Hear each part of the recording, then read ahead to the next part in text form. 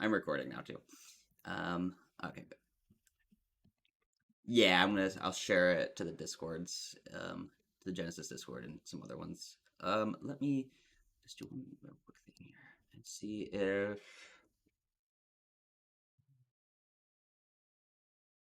something I was gonna do, and I totally don't remember. Yeah, go for it. I will. Actually, I can't because I only use Mastodon on my phone, and and my phone is busy being a baby monitor right now, so I cannot retweet it. But please do. If you're on the Lemmy, the 3-person Genesis Lemmy server, please go ahead and share it there. Let me see. Um, go.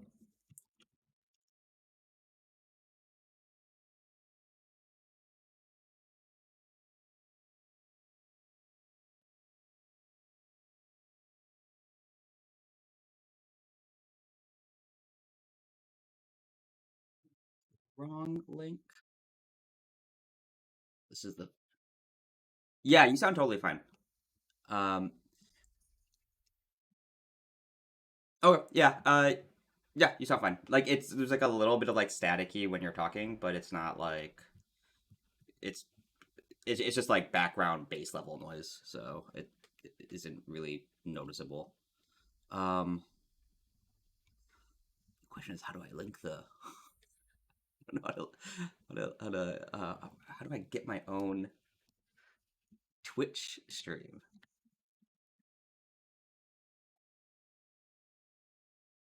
It's just like Twitch/fatcrap or something. Oh, okay. Okay, yeah.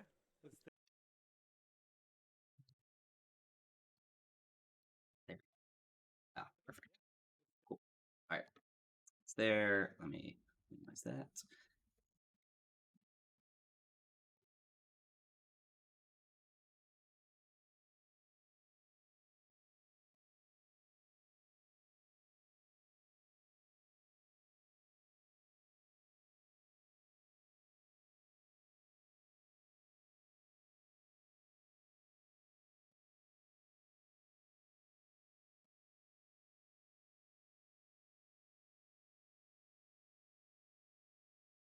Hey, Melon.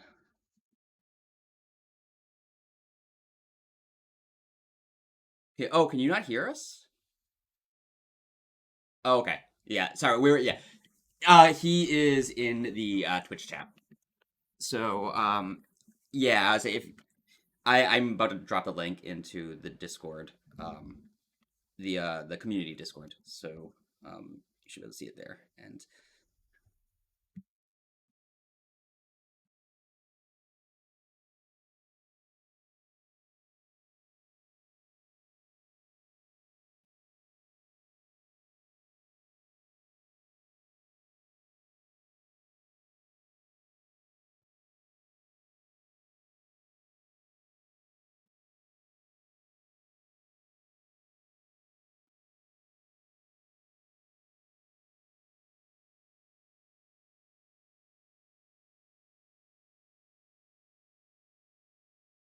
okay, there we go. Um,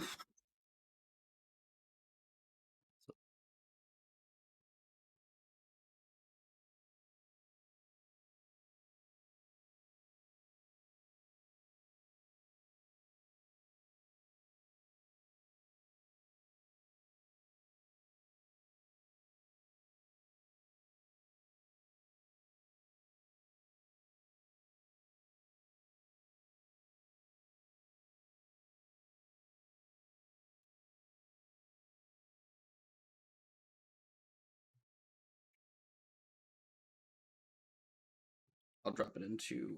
I probably won't drop it into the RPG Sessions Discord. That's very weird sharing Foundry virtual tabletop games into the RPG Sessions Discord. Even though I know like they would be interested, but it's like I don't want to share a competing platform. So it's sort of odd. Um, one more.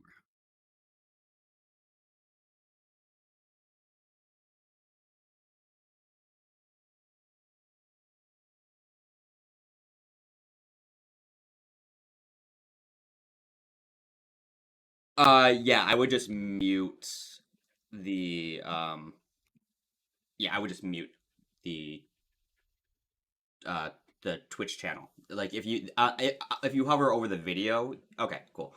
Um, oh, you can't hear you can't hear Jen. Okay, that's good to know. Let me is Discord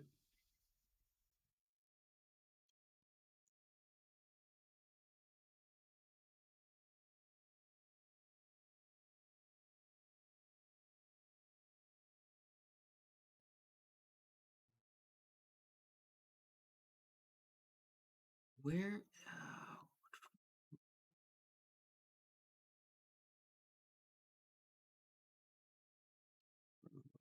Let me make sure that this is. um, Oh, that's why it's set to the wrong voice.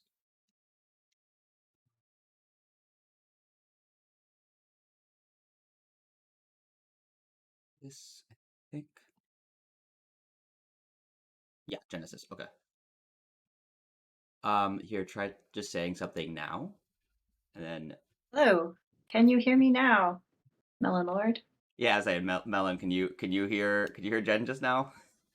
You're the only one who's talking in chat. All right, perfect. Hello, hello. Super, super dope. And okay, one last thing that I just want to check because I am also testing this audio thing.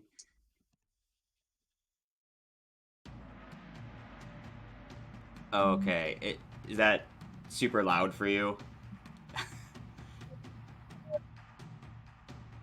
I'll turn it down a little bit.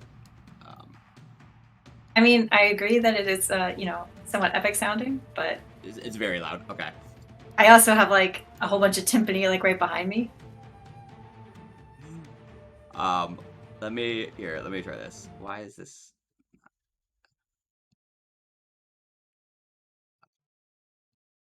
I don't know if I play it. Let me see if this. Why is this still super loud? Okay. Um.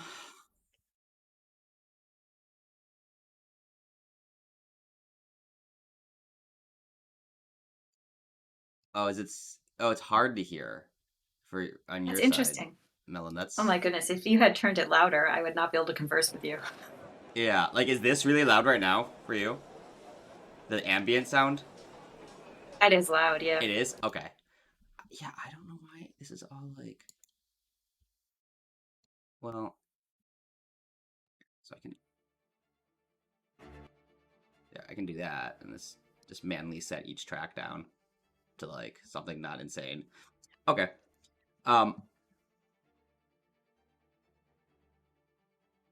which is fine. I'm not like super worried about it if I can't use the audio. Melon, though, can you hear this now, or is this like basically zeroed out?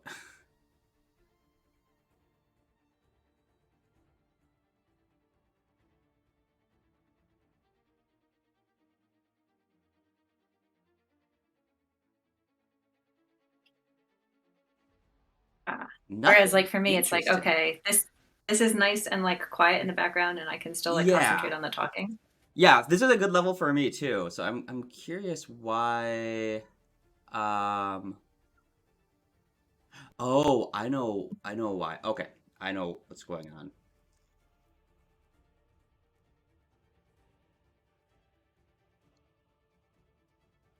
So this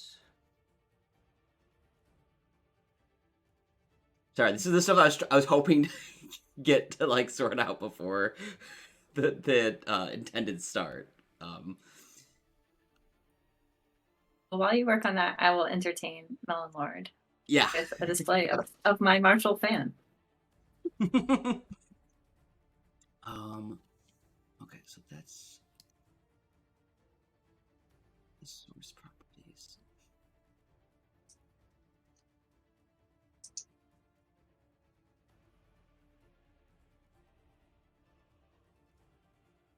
Hmm.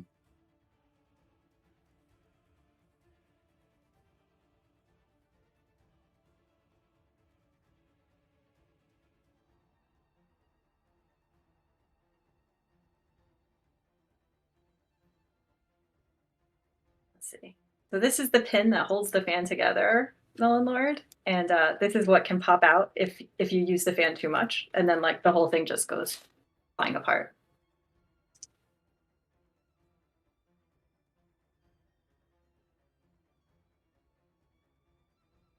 Okay, is the sound coming through now, Melon?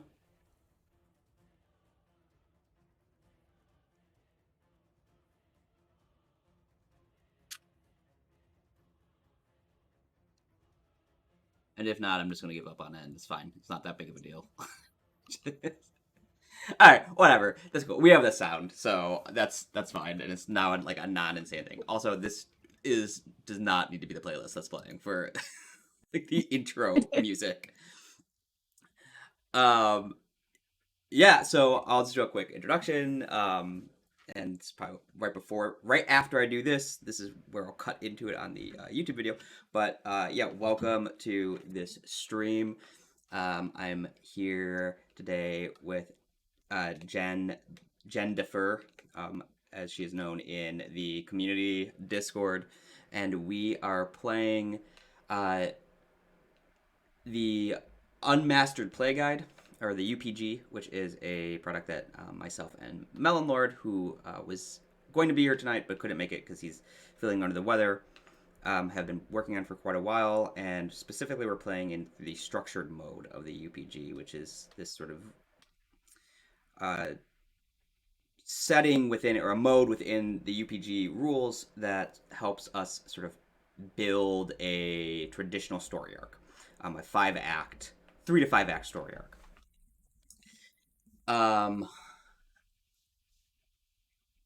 And the setting that we're playing in. Sorry, I'm getting very easily distracted by the Twitch chat. But yeah, and the setting that we're playing in is the Avatar setting from Last Airbender, Legend of Korra, etc., etc. And that Melon actually made a fansplat for, and it's a for a non drive-through RPG offering. It is probably one of the most. It's up there with, I would say, Dark Heresy, the Warhammer 40k, and the Old World Warhammer that just sort of officially released recently. Fansplats, in terms of like free, thorough settings. But anyway, so that's what we're doing here today. I am Micah, or also known as GM Fatcrab, and I will. And why don't we go into our character introductions? Jen, is there anything you wanted to introduce yourself or mention about yourself before we get into the gameplay? I'll just say I'm Jen. I'm one of the moderators on the Genesys RPG community Discord, and I'm also the showrunner for Dicey Stories, which is primarily a Genesys actual play podcast. We do a number of IPs: StarCraft, Alpha Centauri, Wesnoth. But I am excited to try out this GM-less system for Genesys because I've used Mythic GM emulator before with Genesys, and so playing a completely within the Genesys dice system GM-less is, I'm very interested to try this out with my own friends or my regular playing group. So thanks for inviting me. Awesome. Yeah, no, and I feel like you also have some, like, probably the of the personalities within within the community Discord, you probably have like the most experience in small group and borderline GM-less play. Because even for your podcast, like it's 3 people typically, sometimes 2, right? And even for whoever is GMing, like it's much more. Genesys is generally collaborative, I'd say, but it's more collaborative even so than Genesys is. Yeah, we even when we're playing a GM and 2 PCs, we tend to have our player people take control of NPCs more often than I think a regular group would. Awesome, yeah. So hopefully you are easy. This like is an easily grokkable system for you, and you're like, oh, this is perfect for us. Cool. And yeah, so people in the chat too. If you watched Mel and I do our stream a long time back, on a different iteration of this same exact sort of structured mode, you'll be aware that chirp up, chip in if you want to pitch ideas for interpreting results and stuff too. Um, that's actually one of the most fun parts of playing this type of play on stream is that getting like people who are watching just to like throw out ideas. But yeah, so well, before we get into the character introductions, I think because Jen, you haven't had a chance to really like dig into the UPG quite yet, right? So No, I watched some of each of the streams that you and MelonLord did, so okay, I have like a little bit of a feel for how it works, but I haven't read the draft myself. okay, cool. So I will just really quickly um like a high level view. Let me see if I can do this in a way that like shares this to the. So okay, I'm gonna jump into this here. Um, and I'll share something to your screen here in a second. So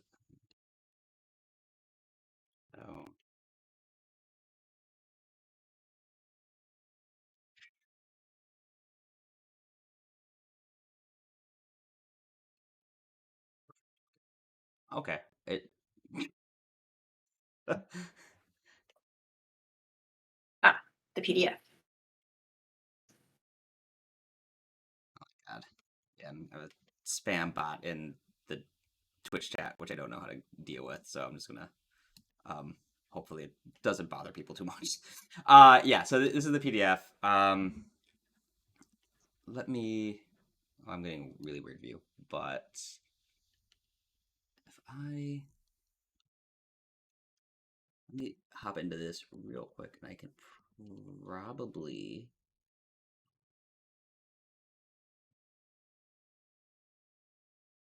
There we go.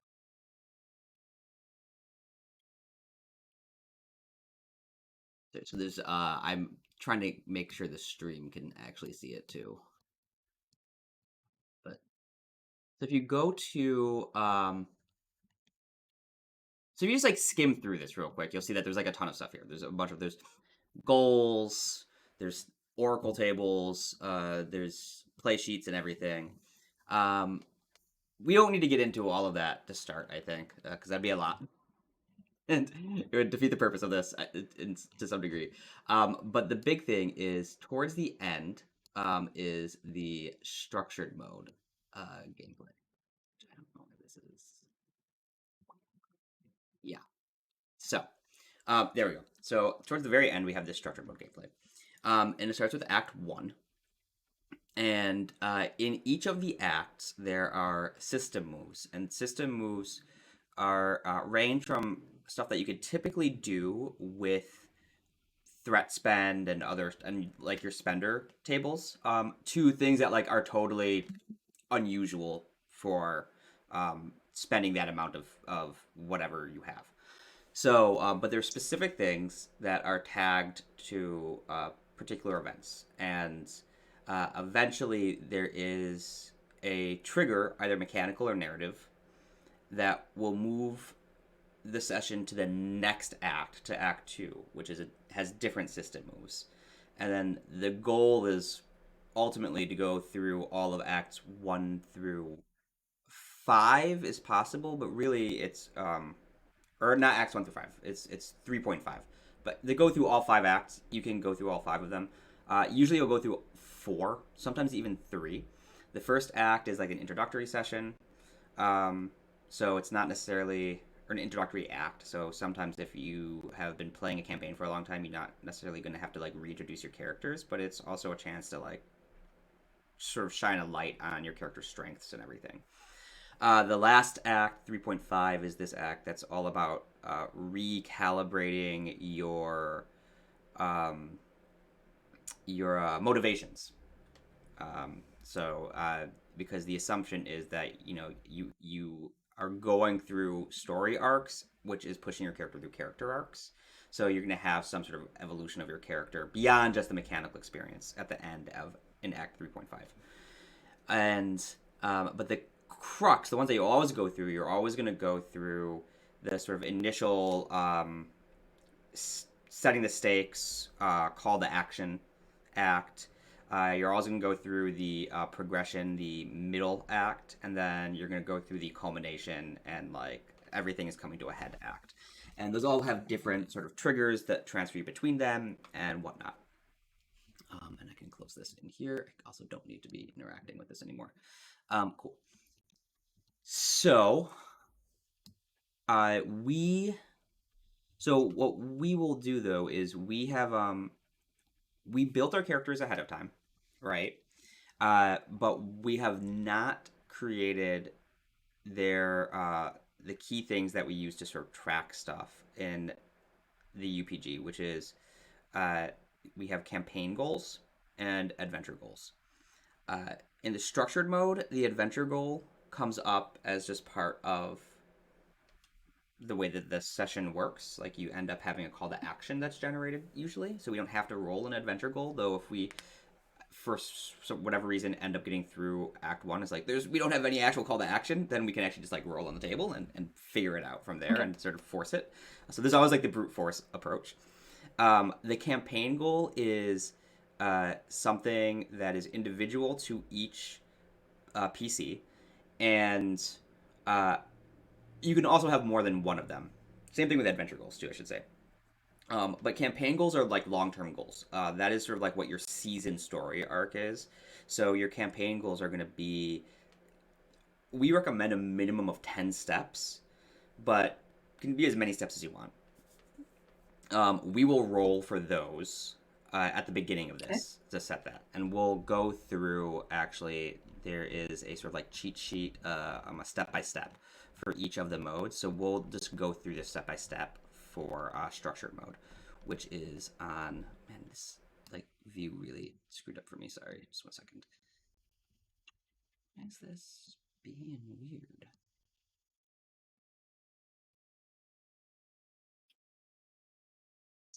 Well, that's fine. Okay, so on page 9, there is the simple mode.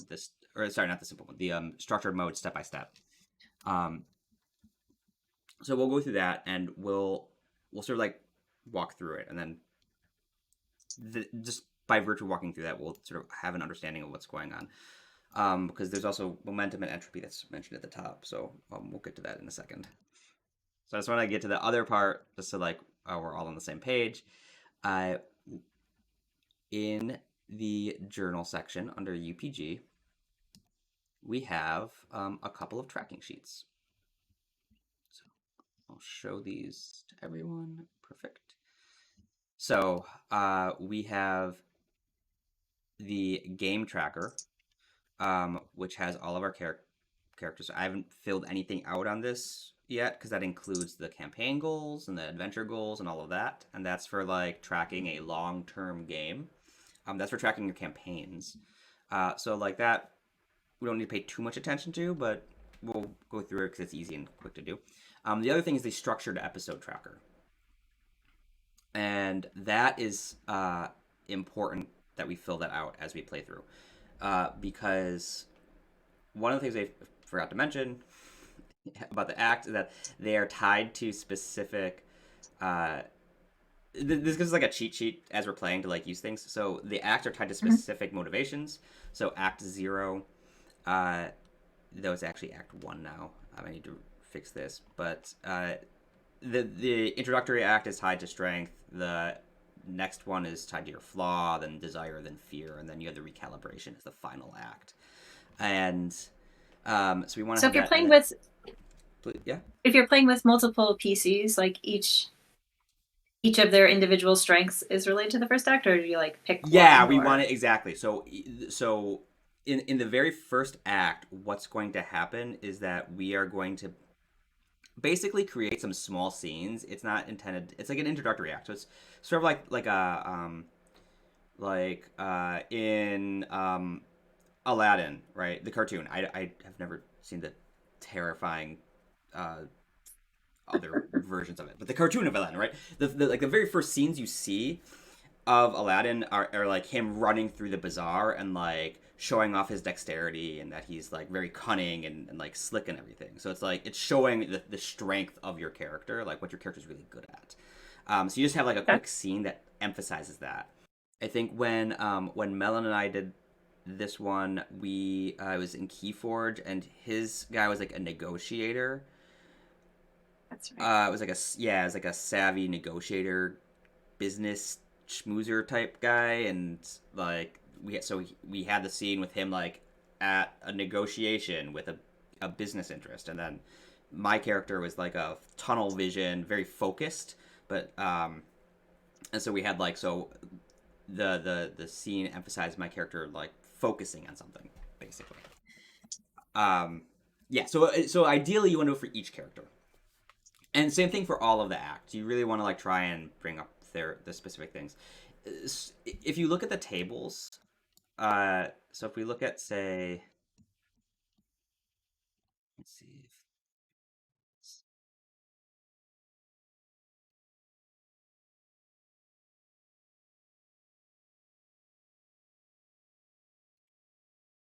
weird. Okay, I can't like make it the. Unfortunately, I can't make the. Having some minor issues with the stream thing, but that's fine. Um, let me see if I can just do. Can I zoom it out a little bit? So okay, okay. I'm just gonna leave the view on stream to that.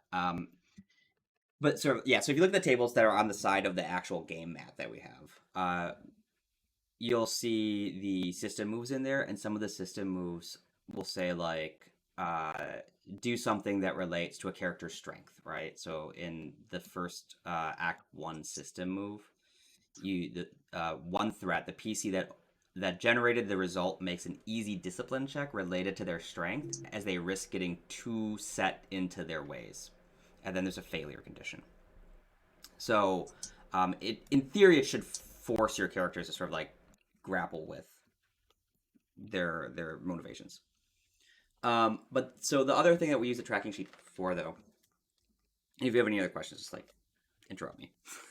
um, Mhm. the other thing we're using the tracking sheet for, though, is the we have lists in each of the sections that you might notice, and that's because part of the sort of traditional story arc is that you have foreshadowing and stuff that happened before. You have like the Chekhov's gun type thing, right? So you introduce something, an item or a scene or whatever in Act Zero or Act One. This lets us refer back to it in a later act, because some of the system moves will specifically say, okay, something is happening related to something from one of your lists in Act 1. It turns out that that thing that you thought wasn't a big deal, actually, it is a big deal, and it foreshadowed all of this or whatever. So we've sort of done this That's like cool. post hoc foreshadowing feature. Yeah, and it worked out really well. At least when Melon and I played it, because we had like an NPC that was just like an arbitrary thing, and then it turned out that they were the big bad evil guy at the end of the entire thing. We're like, oh, okay, and it made sense, but it wasn't planned or expected. So yeah, so we'll be making frequent use of the tracking sheets. Um, and that is, I think that's it though. Um, so yeah, I will when I open the UPG, and we'll go through the structured mode step by step. Zoom out. And Twitch also, if you guys have questions, please feel free to ask questions, and hopefully I'll notice. And if not, Melon's there, and he can uh, answer for me. I hope. Okay, so first thing we want to do is we want to reset momentum and entropy to 0. So now this is a good chance to talk about momentum and entropy, because one of the things that's a big part of playing through structured mode and using the system is this momentum and entropy idea as well. We don't want to have sessions that we want to have there to be some mechanical way for you to like move through the campaign goals and the campaign tracks. So ultimately, at the end of every session, you will compare your entropy to your momentum, and if your momentum is higher than your entropy, you will automatically progress your campaign track one step. And momentum and entropy are these resources, kind of. Yeah, they're like resources, I guess. That are just naturally generated as you play through the game. Uh, Entropy is generated every time you generate threat on a roll. You gain entropy. Uh, and if you gain despair, you'll if you roll a despair, you'll either get uh, 2 entropy. I'll double check that if it happens, but I'm pretty sure it's 2 entropy or 1 entropy for every threat that you rolled on the same result, or that you generated on the same result, whichever is higher. So entropy can go up pretty quickly, though sometimes it doesn't really go up real quickly. It's sort of hit or miss, but usually like by the end of the session, on average, they sort of progress at the same amount. Momentum's a little bit different in that, and entropy is bad. Like entropy has other effects. There's an entropy table on the far right of the game mat. So as entropy is progressing, it modifies the way that you roll on the oracle tables. It modifies the way that you roll on the generators.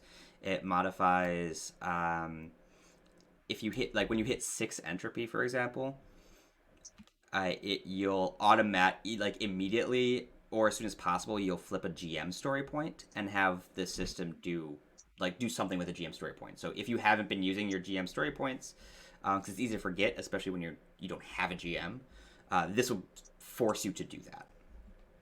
So it's like a mechanical reminder. But then there's a whole bunch of other stuff that happens as entropy is generated that make the generators more biased against you and make things more difficult.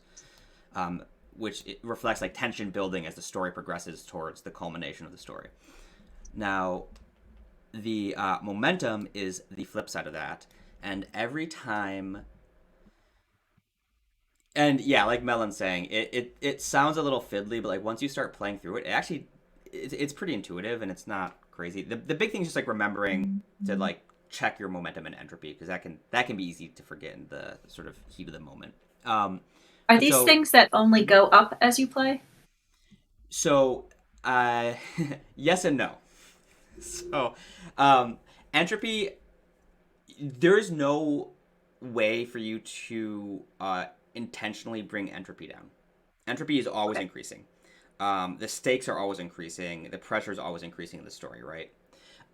Within the structured mode, there's a couple spots where you do get a free drop in entropy, and that's like the one time I think is switching between one of the acts. I forget which one, but it's on the table and on the playmat.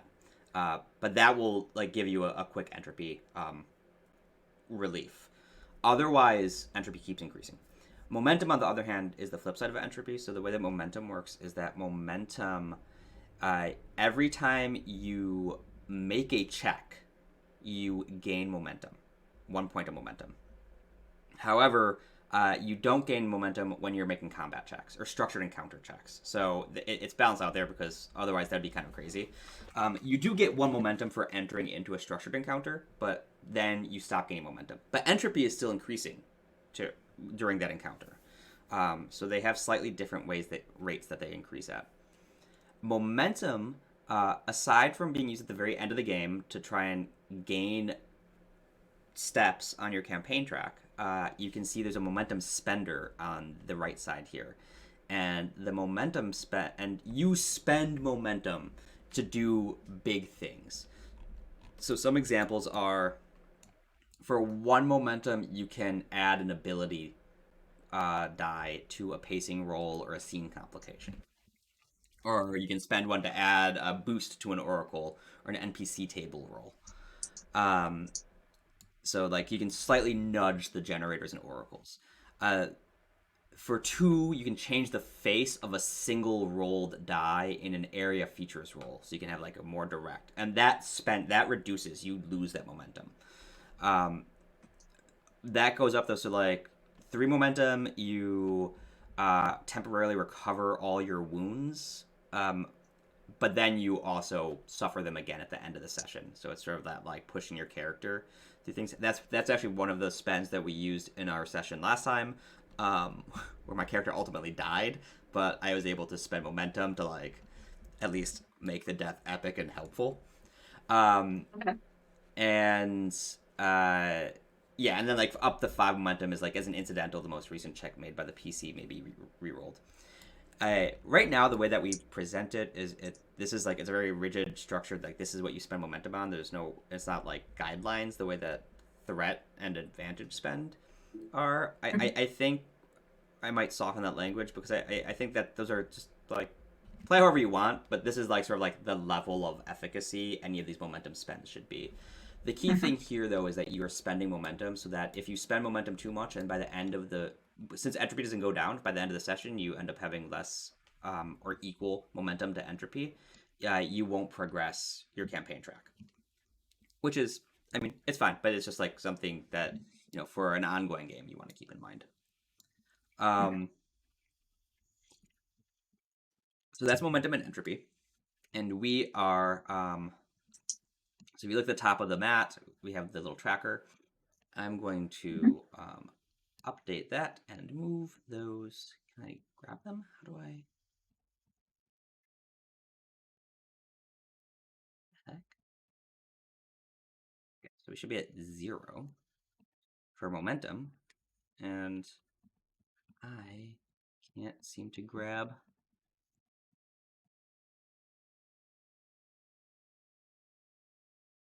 I'm gonna just do this.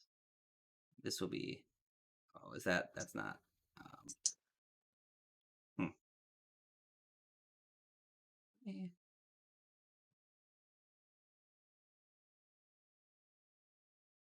So I'm like trying to figure out why I can't.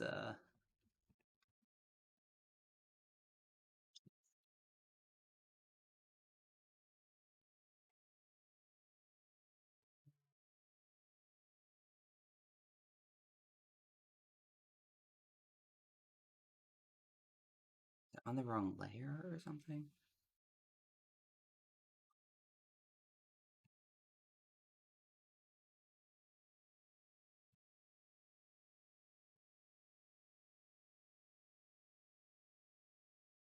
Okay, that's weird. I can't.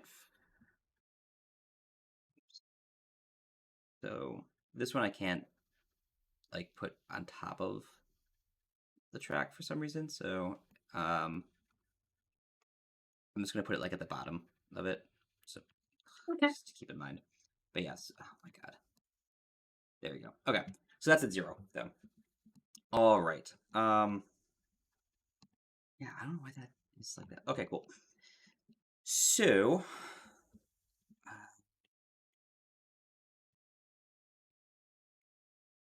that is momentum. So we reset that to 0. So if there's no current campaign goal, or you'd like to an additional one, then generate one by rolling on the campaign goal table and interpreting the result or creating one based on the guidance in that section. So let's hop over to the campaign goals.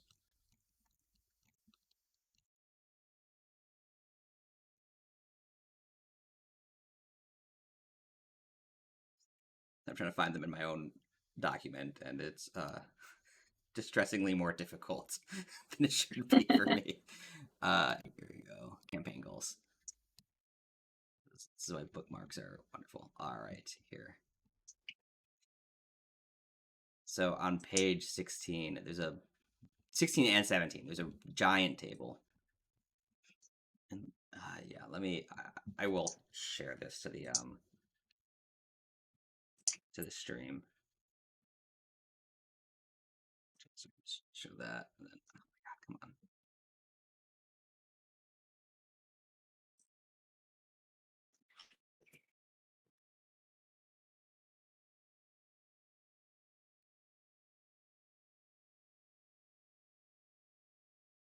Is the campaign goals for the entire party?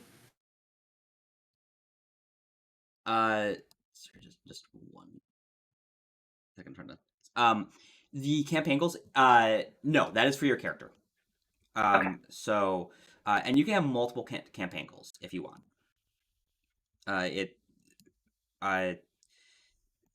There's reason like the more there's a pressure to complete more adventures in a campaign in a single campaign track, because when you roll a new campaign track, uh, however many adventures you completed in the previous one will modify the roll in your favor on the new campaign track. Um, but then there's also a negative pressure on generating a ton of adventures, because uh, the adventures become more difficult as you progress through a campaign track as well. So you have like these sort of Okay. like counterbalanced pressures as you proceed through. But you can, in theory, have as many campaign goals as you want. Um, so rolling a campaign goal. So default base pool for the campaign goal roll. That's unfortunate. Is one ability and one difficulty. And when you generate, you just sort of count how many. So this is what I was talking about. So when you're generating a campaign goal, you count how many adventure goals were completed during the most recently completed campaign goal track. So for us, it would be 0. And for every 3 that you've completed, you upgrade the positive pool once. And you get exploding dice and a bunch of other stuff that's in there. We don't need to go into it right now, but it can give you a lot of it can give it like a lot of positives. The way that rolling on the campaign goal generator and the adventure goal generator works is that you don't cancel symbols. It's sort of an atypical use of the Genesys dice.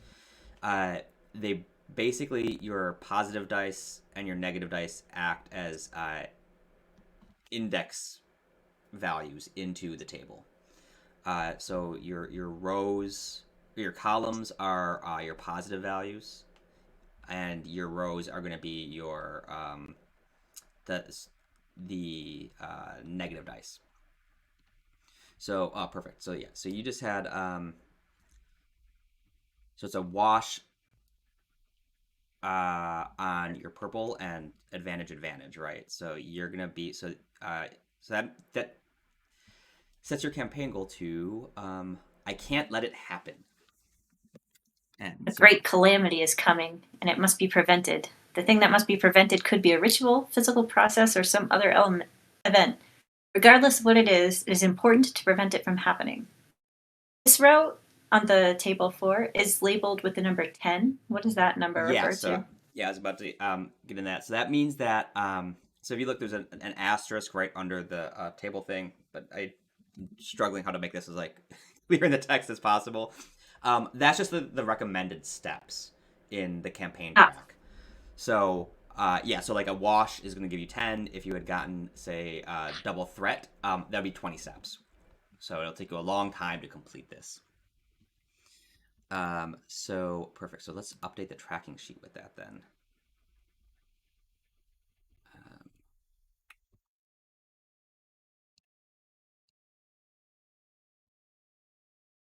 oh, I need to go into edit mode, don't I? Okay.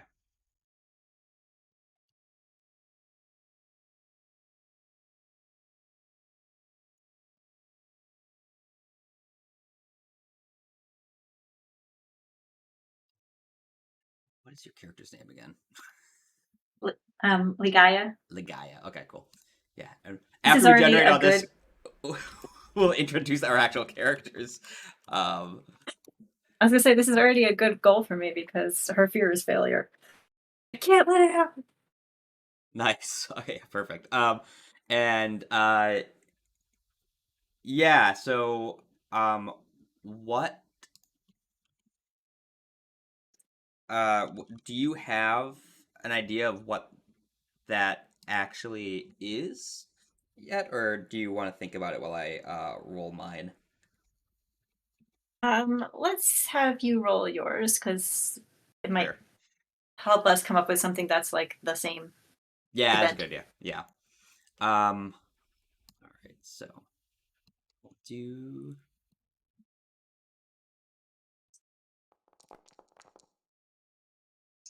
So you have an advantage and you have a threat. Yep. So that is going to put us in the it cannot persist and 12 steps. So there is something or someone that has to be destroyed that is guarded, sought, or possessed by someone who specifically opposes its destruction.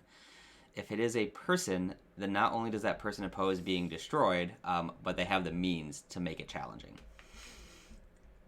That's a tough one for for Wex, for a character that is like 13 plus or minus 1 year old. Something So that has to be destroyed. yeah, I'm assuming it's not a person because that would be crazy. I'm not gonna play a character that has a nemesis I want to murder as a child. Okay, but if this thing that needs to be destroyed will prevent the calamity that I want to prevent, then Yeah, that has us both striving for the same thing. yeah, I like that. Let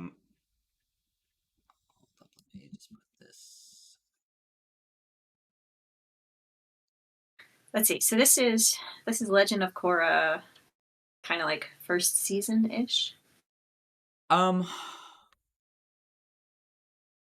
I so Wex is airbending. Um, So there has to be more it would airbenders. be yeah, so it would be third season, I think. Um, Okay, so this is a few yeah, years after. yeah. I sort of had imagined it as yeah. I should have thought to like very specifically pinpoint which season.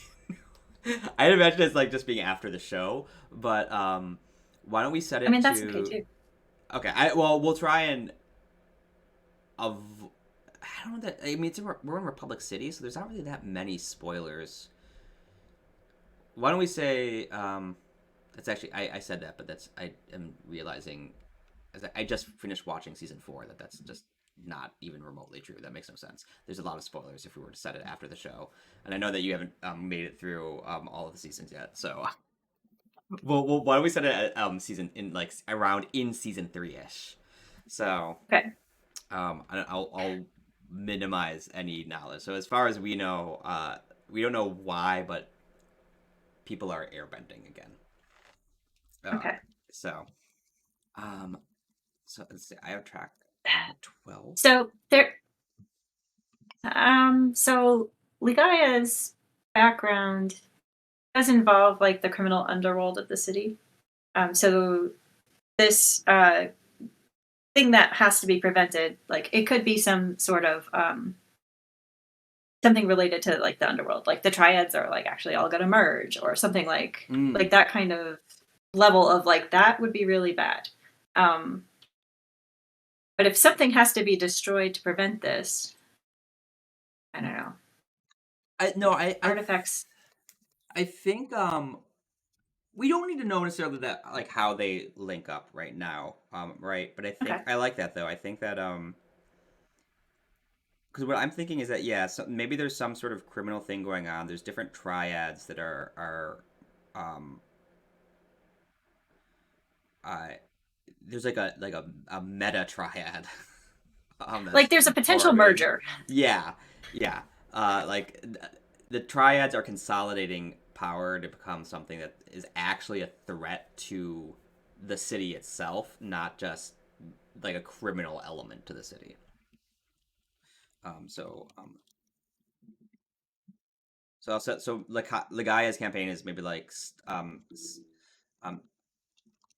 prevent the merging of the triads into um, a A force that uniad.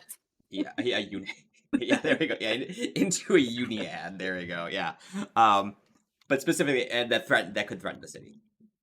Yes. Okay, cool. um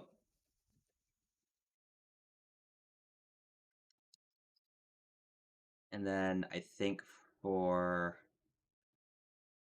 Wex's then um so I need to destroy something though. And I imagine something, so whatever, maybe ultimately at the end of, at the culmination of these campaigns, or one of the campaigns, it'll turn out that like whatever Wex wants to destroy is linked to whatever's empowering this merger that's happening. So maybe it's like a Mhm. hostile merger. Um, but um,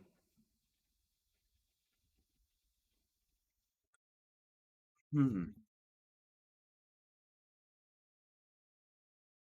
Oh, okay. Yeah, I mean, so Wex is from the city Uzmir, right? That is in, um, I realized this watching, we haven't introduced our characters in the background yet, but just go with it for now, because we have discussed our backgrounds offline. But yeah, so the Wex is from the city Uzmir that is like pretty technologically advanced, but that is like isolated and in the far eastern like reaches of the Earth Kingdom. Um, and his family is uh, there's sort of like this like aristocratic element of inventors and uh, and facilitators of the city and the technology that's there. So maybe there is technology that has leaked out from Uzmir into Republic City that Wex needs to destroy because his family at least feels that it's like an affront to their name, to the Ziguan de la Lille family name. So they have to. So he feels he has to retrieve it, and then maybe like whatever that technology is, that is throwing the criminal underworld into chaos in such a way that's like creating this merging into a uniad potentially. How does that sound? So there's been some technical espionage, and it's leading to a corporate merger. Yes. Except Yeah. in the airbender speak. Yeah. It's an artifact. There's been artifact relic espionage. Okay, so yeah, we'll say that a secret family technology has leaked to the Triads, and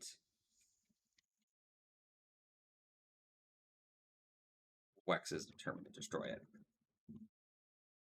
Well, yeah, to destroy it. It's fine. Okay, cool. All right.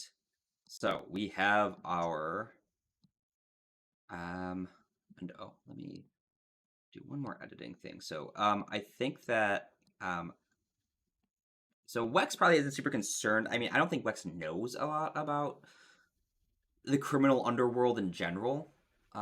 He's like a very sheltered, privileged kid. So uh so Ligaya's campaign probably isn't relevant to Wex, at least right now. But I think Like until Wex's we realize the connection. Yeah. exactly, yeah. But Wex's is going to be, I think, relevant to Ligaya just because it is what's sort of making it's fueling that. So Yeah. let me just add that.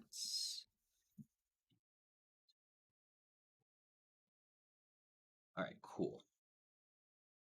So what that means, like Is it mechanically, is that if this campaign completed, like the campaign that's relevant to you, like my completing a campaign, the stuff that like the adventures completed within it and all that stuff, like that becomes a factor in your campaign goals because that is a previously completed campaign of yours. I like this establishing in the beginning of like different PCs having different and yet related goals. Like one of the things that we like to do in one shots, like Mm. at conventions or things like that, is in addition to whatever the overall adventure is, give everybody like one tiny little goal that they have like a specific thing they're going after. And like it really helps like bring out the character more. So this is a nice thing to incorporate into the GM list play. Awesome, yeah. I'm glad you like it. I what because honestly, a lot of it's lifted to well, not a lot. Like the idea of the campaign track is like stolen straight up from Starforged and Ironsworn, because that is like a very strong element of that solo GM-less play. I think the tables though that is something that Melon and I put together.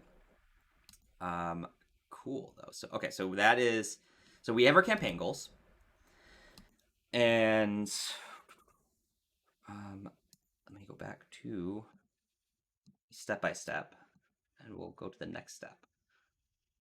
And I promise soon it'll just go into like just play the game, and then we'll start actually playing our characters. Okay, so we did step 2. We now have a campaign goal. Have campaign goals respectively. Next is generate a random event as described in the random event section, and this may or may not be related to your campaign goal. So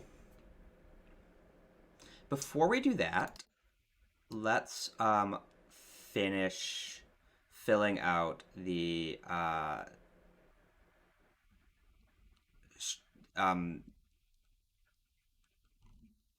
the structure, the tracking sheet. So and that will let us introduce our characters.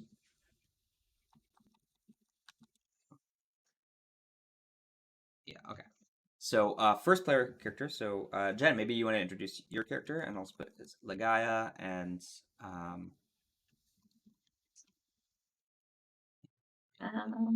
yeah.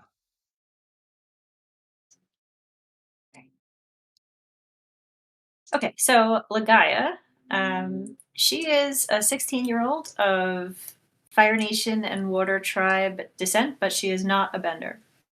She grew up on the streets of Republic City, and she's been involved with various street gangs and stuff, and she feels like she's always had to work twice as hard as anybody else because she's not a bender. So she like feels a need to prove herself. She's not happy with like criminal life, but she feels like she doesn't have any other viable option. So she's like kind of always on the look for a way out. And her prized possession is her beat up old war fan that she recovered on an early score, but the crime boss she was working for told her it was worthless, just like she was. But that's her weapon for fighting with. She wants to find people that she can really trust. She desires belonging. She feels failure. She doesn't want to disappoint anybody, particularly herself. If she's been like assigned a task, she like sees it through to completion. She's very independent because she's had to rely on her own abilities to get around in Republic City. And and this is where Wex will rub her the wrong way. Her flaw is intolerance of soft people with settled lives because like she's never had one. So it's like intolerant / jealous of. Yeah. And sorry, what was your fear? and she's I'm sorry. What was your fear? She is my fear is failure. Oh, failure. Okay. If I set a task, like I need to see it to completion. In terms of the setting document, her archetype is the rogue, and her career is the spy.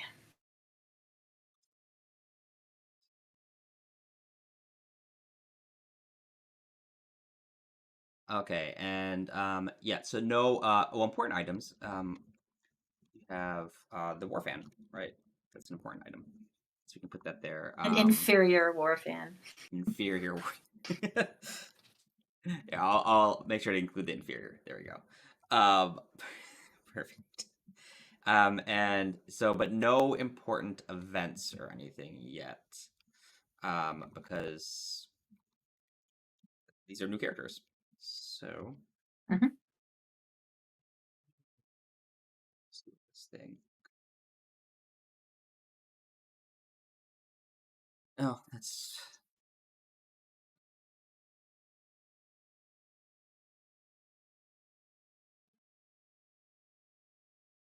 All right. Just fix this. There we go. All right. And yeah, I will share some information about Wex then. So I am playing Wexian Zimwandagilil the Younger, who goes by Wex typically, because that would be insane to use as a name. And however, worth noting that Wexian Zimwandagilil the Elder does in fact go by Wexian Zimwandagilil the Elder. Usually is a very serious businessman, an aristocrat.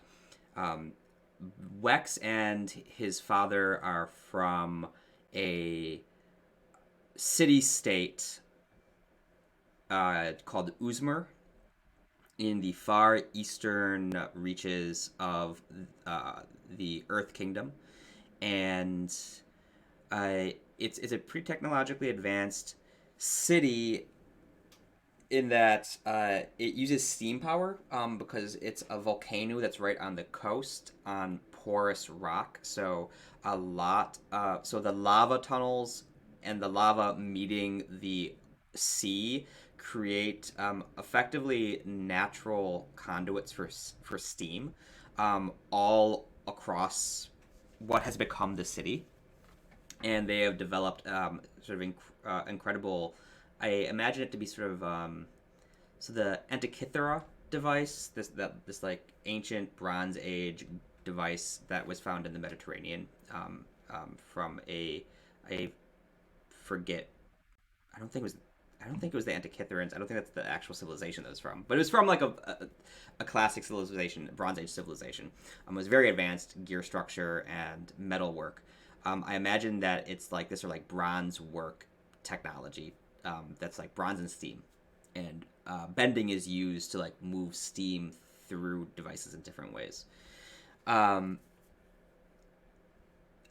that, however, Wex's father brought him to Republic City probably a few years ago, and I should mention that Wex himself is around between 12 and 14 years old. So let's just say 13, but he's a young kid, very precocious, uh, and very independent. Um, his father brought them to Republic City on a ostensibly a trade mission to open up technology trade between Republic City and Uzmir. I think that really though, Wex's father is there to seek support from Republic City to make Uzmir an officially recognized uh, uh, independent state itself, not part of the Earth Kingdom. Um, I think that, however, and maybe Wex doesn't realize it, but Wex, like the Zimwandagalils, are a long like before the Earth Kingdom officially made them part of the kingdom. It was sort of there was an aristocratic city, there was nobility and everything, and the Zimwandagalils were part of that nobility.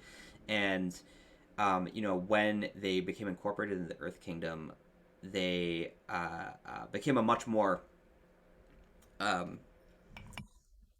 metropolitan city. More like people from all over the Earth Kingdom joined them. So I think there's this like on the one hand, yeah, they want to have their independence. On the other hand, like specifically this guy, the independence he wants to have is like he's like an ethnocentrist crazy guy. So like maybe he should be the one to be leading it, but I don't think Wex knows that. So it's sort of like calling back to Asami and the relationship to her father in season 1 of Korra. Okay. Um, Okay. So Wex's dad could be the bad guy. Yeah. Maybe Wex's dad is. Maybe the technology actually was intentionally leaked out to the Triads because Wex's dad is trying to like force Republic City's hand. That could be a cool twist. Um, Yeah, I mean, if the actual city like rulership is not interested in what Wex's dad is selling, but the Triads are, in terms of like who would support the move for independence. yeah, exactly. Oh yeah, that's I like that. That'd be a really really cool twist. But Wex himself though he isn't super aware of that because he's just a kid. Historically, the Zimuendagalils are waterbenders. I should mention that Uzmir also was like a multi-bending city. There's like benders of all different varieties. Historically, yeah, they've been waterbenders. The reason that the Zimwandagalils are an aristocratic family is because every now and then, very rarely, an airbender is born into the family line. And it just so happens that due to recent events, Wex is that airbender. It's the first one in many, many generations. So uh, I think Wex's dad tries to like protect him and like make him live a very cloistered life. But Wex is a he has a custom career called a scamp, and he is constantly like uh, evading his minders and sneaking out past curfew and running through the city. He just wants to sort of be free and like explore and sort of engage in, you know, the airbenders in the Avatar setting have this like nomadic lifestyle and are sort of wanderers and nomads, and I think that that very much shows itself in Wex too. He um, something in his heart like just yearns to like wander and go out there. He doesn't want to be locked to a business or something. Um, Okay. and Wex has his best buddy is Pengi, the monkeyfish. And let me bring a little. Let me see if I can do. Here we go. There you go. Yeah, Pengi the monkeyfish. So,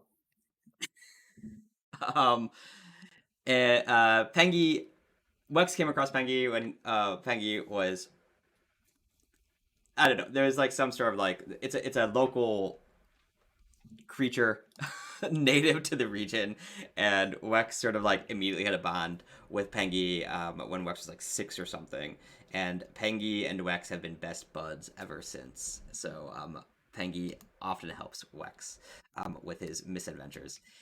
Wex is, like I said, he's a scamp for his career, which is a custom career, which is mostly entertainer, but with a it didn't really make sense for um, a child to have skill like a career skill in melee light, so I changed that for martial arts as his career Okay. skill. And his archetype is the tamer, and that gives Okay. him access to an animal companion at like super reduced stats and everything, which is a unique sort of thing to Avatar, the Avatar setting, and that is Wex. So I think Can yeah. you So tell me mechanically what Wix's motivations are? oh yes, good call. Thank you. I totally forgot. So I'm just trying to update the sheets too. So How do I get the sheets Wex's back if I sorry. Ooh, no. How do I get the sheets back if I closed them? So if you just go into the journal tab, Okay. And then Avatar Second Age and or UPG. yep, UPG sheets, yep. And then I'm Okay. editing them, so like they'll be updating every time I hit save edits and Okay. stuff. But All yeah, right. Wex is what are his motivations? I have already forgotten though. um, okay, yes. So Wex's strength is, I think, let's see one thing. Hey, that's fine. Okay, Wex's strength is that he is curious. So he's a curious child. He is ultimately a child and has that sort of childlike fascination with everything. He wants to see what's over the next hill, what's beyond the horizon, what's in the creepy haunted building that everyone says is haunted by the ghosts of the thousands of people who died in it. But whatever, I am not going to be the one who died in it. So he's curious. But his flaw is also he's again a kid, so he is naive.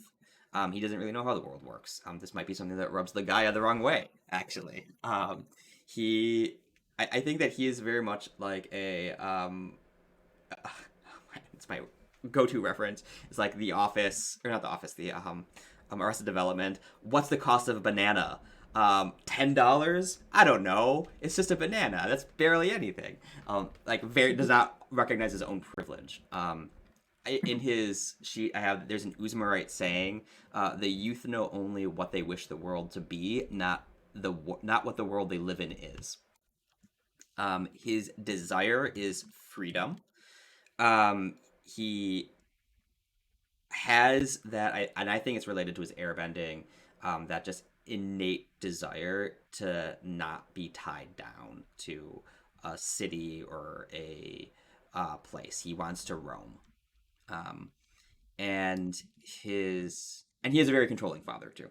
So, and his fear is loss because again he is still a child. So no matter how much he yearns to be free, like he still loves his family and you know and and his friends and everything, the ones that he has, and like Pengi. So losing them would be the worst thing in the world to him, or them turning away from him, rejecting him.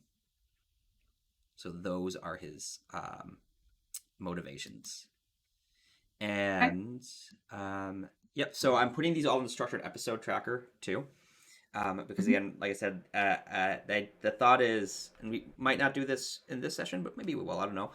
That if it makes sense to have this 3.5 session where you recalibrate your motivations, um, you might have different motivations for the same characters, structured episode to structured episode, so you can sort of see the progression there.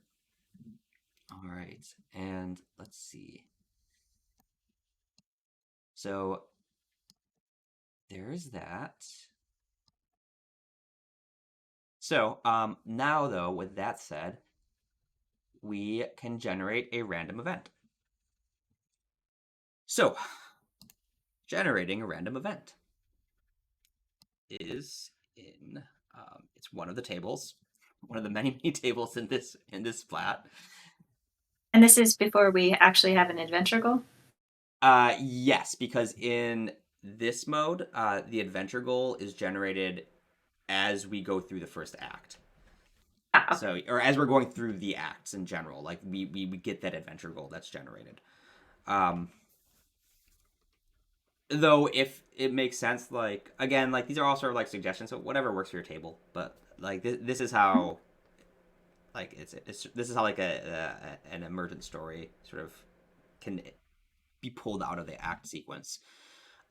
So random events, blah blah blah. There's some spiel here. They can shake things up. So we will draw a card from the deck and compare it against table 8 event focus.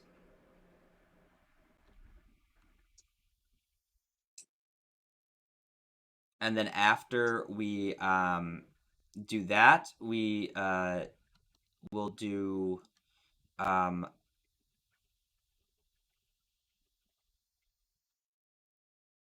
sorry, I need to reread this actually because I um,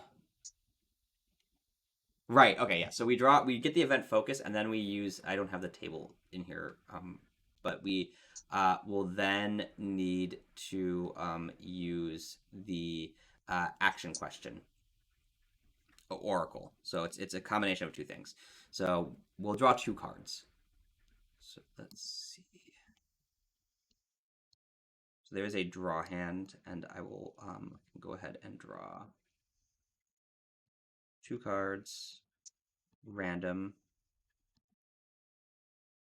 and I think it should show it in the chat. Yeah. So is there a way for me to like share this though? Oh no, that's a bummer. Um, see if I can do it this way.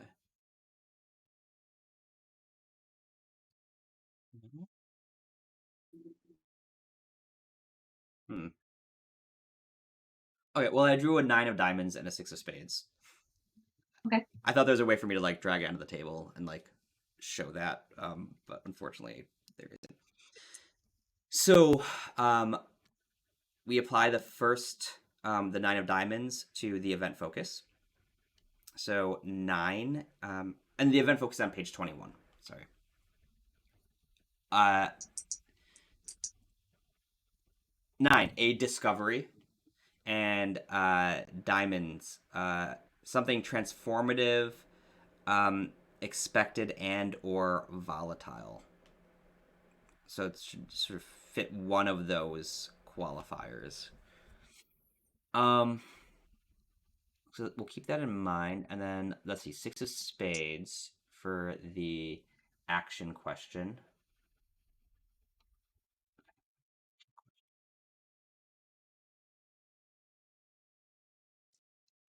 It's the action question.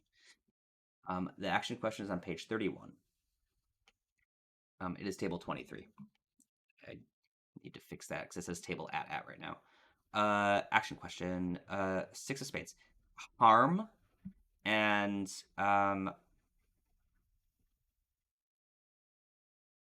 something related to like physical harm, um, strong or constructed are the This is spades, not qualifiers. clubs. Sorry, yeah, it's spades. I am reading the wrong thing. So it's harm that's either magical, intuitive, or strange. So um this could be related to Like a magical explosion of some sort. well, so that's an idea. Melon's suggesting spirits. Um A spirit fueled explosion. it could, yeah, I mean it could be related to um we're in season 3, right? So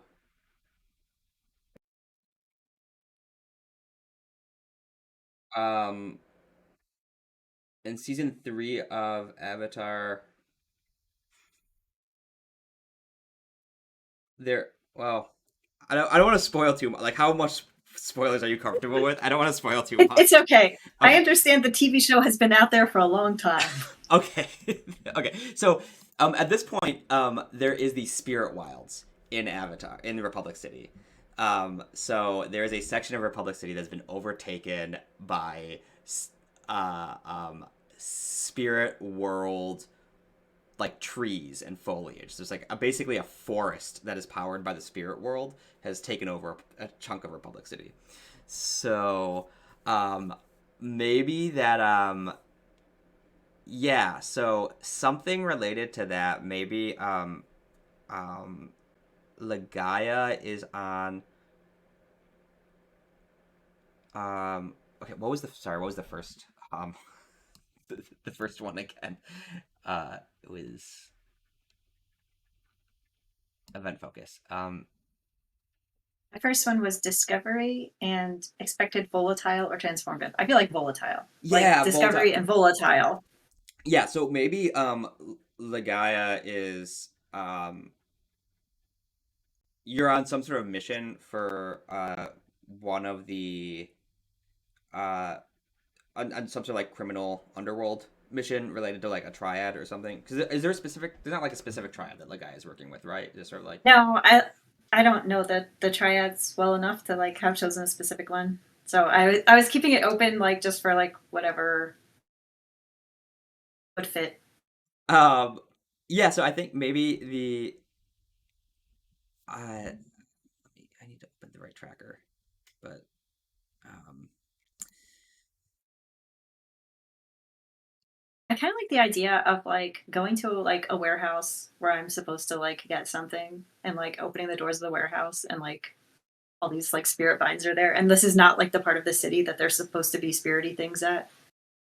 yeah, no, that's great. I like that. That's super cool. Yeah, maybe you're just there to like do like a delivery or something or pick something Yeah. up. Like you're just so yeah, so we start with Oh, it open should be to with pick something up because like if the place is like messed up, I'm like I still have to do my job. Like I still have to pick up the thing.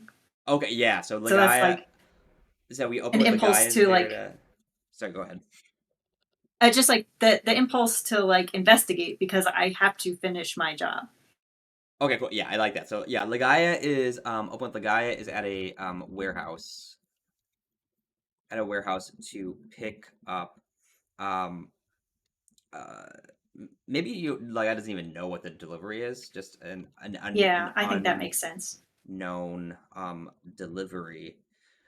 Um but it turns out um that the spirit wilds um have infested uh the warehouse far away from the actual wilds within Republic City. Yeah, that sounds good. And I think that yeah, and at the same time, Wex is maybe just like like he's on an adventure. He's just like running around exploring. So like he actually is he saw like some spirit vines extending into this warehouse while he was on another one of his like He's just running curious. away from his minders. Yeah. And it just has also wandered into the warehouse. Wex has, yeah.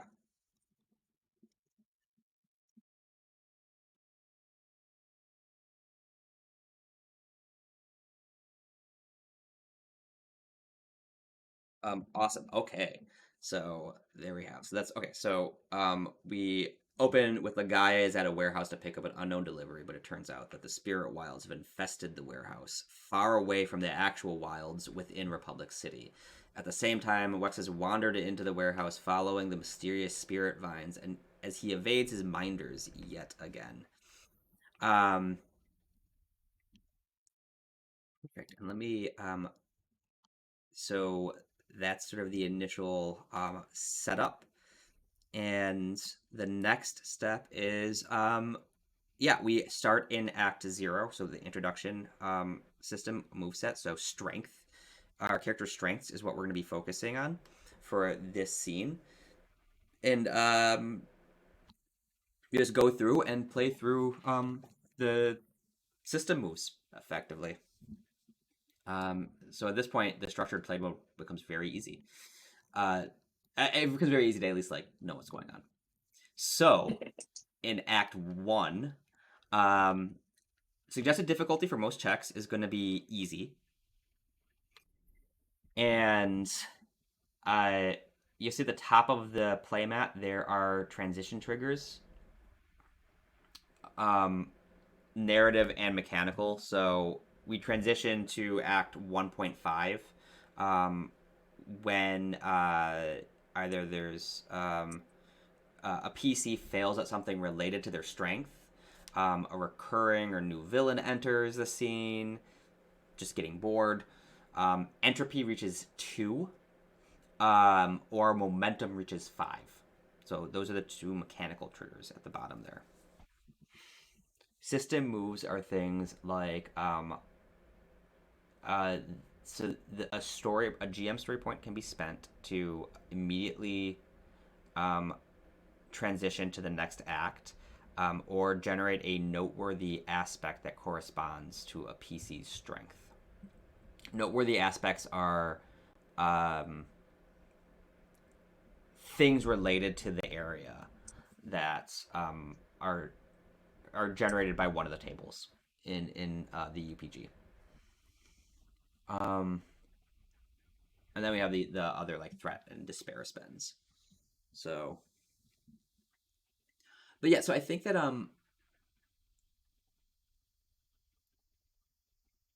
so one thing we can do is do you have an idea of like what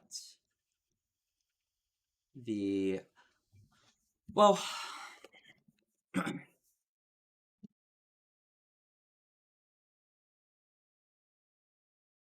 I'm just trying to think of like a check we can do to sort of like start into the first act. Do you want to? Because I think that like Ligaya, as we enter the scene with the warehouse, we sort of enter the warehouse. There's the Ligaya opens the doors maybe and sees like the spirit vines, and then like how is Ligaya reacting to this discovery, and um, is there what's like her immediate first action? So I think like she gets to the warehouse and upon opening the doors she does not see any of like the triad type people she's expecting. There's all these like spirit vines and stuff. But they're like blocking view of kind of like the interior. So I think like her approach to dealing it with it would be like to try to sneak in, like not wanting to like she's not a bender or anything. Like Mm-hmm. spirit stuff is not her wheelhouse. Like she doesn't want to be noticed by them, but she needs to find out like are there any people here still. So I think she would be sneaking through and hoping to evade the notice of the spirits while investigating to see if there's anybody still here. Okay, cool. Yeah, so uh maybe like a perception check or something to see if as you're investigating to see if there's because like you're trying to see if there's anything still there or um for you to pick up or like there's any other people there, anything to be worried about. I think her first thought is like the spirits might have like taken over the whole entire place. Like, Okay. so, like, if she's going to be able to pick up her package, she needs to like receive it from a person. But if the spirits have like done something to all the people who were supposed to be here, she doesn't want it to happen to herself as well. So, so yeah, it could be perception. I was leaning towards stealth because I just perception is one of those things that gets used all the time. Like you That's start a fair. new scene, all right, everybody roll perception. Like No, yeah, that's fair. Okay, yeah, I think stealth is also makes sense. I was yeah, I think stealth makes sense too. As you're sort of sneaking around. And why don't we stick with the yes, not the spirits. Why don't we stick with the suggested difficulty? So it'll just be a single purple, easy okay, stealth. it looks like my stealth did not translate over all the way. Oh no, It's actually is it lower than it it's should actually be, or is it? this on the sheet here. My stealth is showing up as Oh, no ranks, but I do have one rank. oh, oops. Okay, I think if you just add like a free, yeah, I just rank up for free. Okay, There you go. so all right, and the default difficulty you said this round is just one. Yeah, just easy for this first introductory session, or for the Okay, introductory act. all right. Nice. So success and advantage. So I think so. You definitely like sneak around. Um, The spirits don't seem to notice that I'm there. yeah. You are not seen, and you get to advantage though too. Um, Where is Wex? yeah, I was gonna say like Like, maybe the two advantages you see.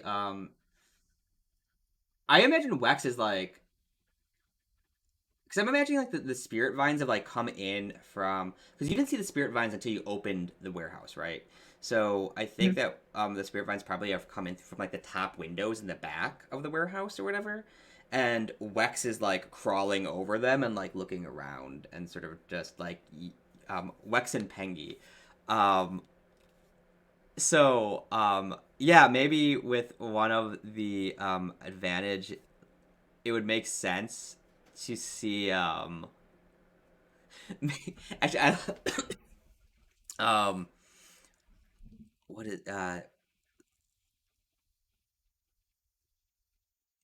yeah, maybe you see you probably see both Wex and Pengi. I think I was gonna say that maybe you just see Pengi, but it probably makes sense to like see both Wex and Pengi. If it was a threat, I think it would make sense for like you just see one or the other. Um, so Wex is not afraid to engage with these spirity things at all. I don't think so because I don't think Wex knows that much about like the spirit world or anything. So I think for Wex, like, uh, yeah, I think for Wex he just sort of is like this is cool, this is weird. Um, because again, he has that sort of like naive and extreme curiosity that a child has. So yeah, so I think that like you see, and I think Wex probably doesn't notice you for sure. Um, but you see, as you're like sneaking around and just investigating, you see Wex uh, under one of the massive spirit vines, like larger in circumference than Wex is tall for sure, with his monkeyfish companion Pengi, and he's like poking around at the leaves, and yeah, you like the reason you spot him is because you hear like a childish giggle, and Wex is like, hey Pengi, check this out. Look, if you poke it with a stick, it just like explodes and then pops away. And like you just see him like literally poking a blossom with a stick, and then like it like blooms, and then immediately like retracts, and it just like keeps doing that. And like that's what Wex is doing right now. Okay. But I think, but with the true advantage though, maybe also the like you do find the package that you're there for, or you see, or maybe you find uh the the remains of like the people, because were you gonna pick it up from these triads, or were you going to like was I it was just like a supposed to drop site? I was supposed to collect something Mm-hmm. from people here Okay. to deliver elsewhere. So if I see like a package sitting around, like then it's a matter of I don't have anybody here to tell me this is the package. Like so I would probably then like investigate the package myself to be like, does this even look like it's a worthwhile thing that somebody would send me here for? They probably wouldn't end Sure. up opening Yeah. it. Well, I'm thinking is like maybe you see like just around, like not too far from behind Wex actually, but still like around like a vine, you see the remains of you see triads, but what were triads? Like they are dead, and Are desiccated they or being like something. animated or they're like just bodies or like are I the was spirit thinking vines they're moving them? I was thinking that they're just like they're just dead. They're Okay, they're just lying Yeah, there. in the cartoon they wouldn't be dead because that'd be pretty brutal for the cartoon. I don't But think this is a literally novel, anyone's dead, so but yeah, I think that. But in this situation, I feel like yeah, maybe they are like dead and desiccated or something, okay. and there's So in stuff that around them. case, I'd be like the whisper shout of like, "Hey, kid! Like, what are you doing? There's corpses here. This is not a playground." Uh, yeah, and when yeah Wex sees you, and I think he doesn't quite hear you, or he's not listening, and he's like, hey lady, have you seen these blossoms? They're super cool. Like if you check it out. Look, I have a stick. Poke, poke, and then he just like is showing you this is like the thing like expands and then retracts again. He's like, check it out. I comprehend the naiveness of this kid who does not recognize the danger he is in. Yeah, that's fair. Ah, Um, and I think yeah. Do you have an idea for? do you mind if I make a leadership role on you? No, totally. I love it. That's great. Actually, that's perfect. Cool. Because I was gonna say like we could always defer to the pacing table too to like see what the next step would be. But yeah. So Wex's leadership is against discipline. Discipline. Yeah, Yeah. Wex is discipline. Actually, I feel like not leadership, I feel like coercion, which is still against discipline. Like given that I'm kind of like those things Oh, could you're kill trying to you, scare. like yeah, like you are in like honest to goodness danger here. And Wex has no discipline. So That his sounds right. yeah his where is What's his will? 3 will or 2? so 3 purple. Yeah. Okay. All right. Roll. Okay. I fail to coerce you, So and two I have and a two failure with 2 threats. threats. Yeah. So yeah. What something like what? How is the guy trying to coerce Wex? And I can tell you how Wex is trying to So responds to it. okay, so she started with like, "This is not a playground. There's corpses there. Like you're in Uh, danger. They could kill you." Like he's not like really listening to her and stuff. She like snaps her fan to try to get his attention. Um, but it is an inferior fan, and like it kind of more like instead of like being the nice sharp crack that she wanted it to be, it's more just like a so she gets like flustered because like her precious most important object to her is like not worked right here. And yeah, I think Um that, and when she does that, rather than like being coerced into like being like, oh yeah, I'm in danger. Wex says like, oh my god, Pengi, check it out. She has a fan bat. That's so cool. Do do you know how to use it? Are you a ninja? okay. And she's like, "Yeah, sure. Come here and I'll show you." Pengi, come here. Let's check out this lady's fan bat. This is like one of those really cool weapons. I'm not allowed to use weapons, because my dad says that if I use weapons, I might end up hurting myself because I'm a clumsy idiot. But I don't think I could hurt myself with a fan. That doesn't look very dangerous at all. Like, have you ever hit someone with it?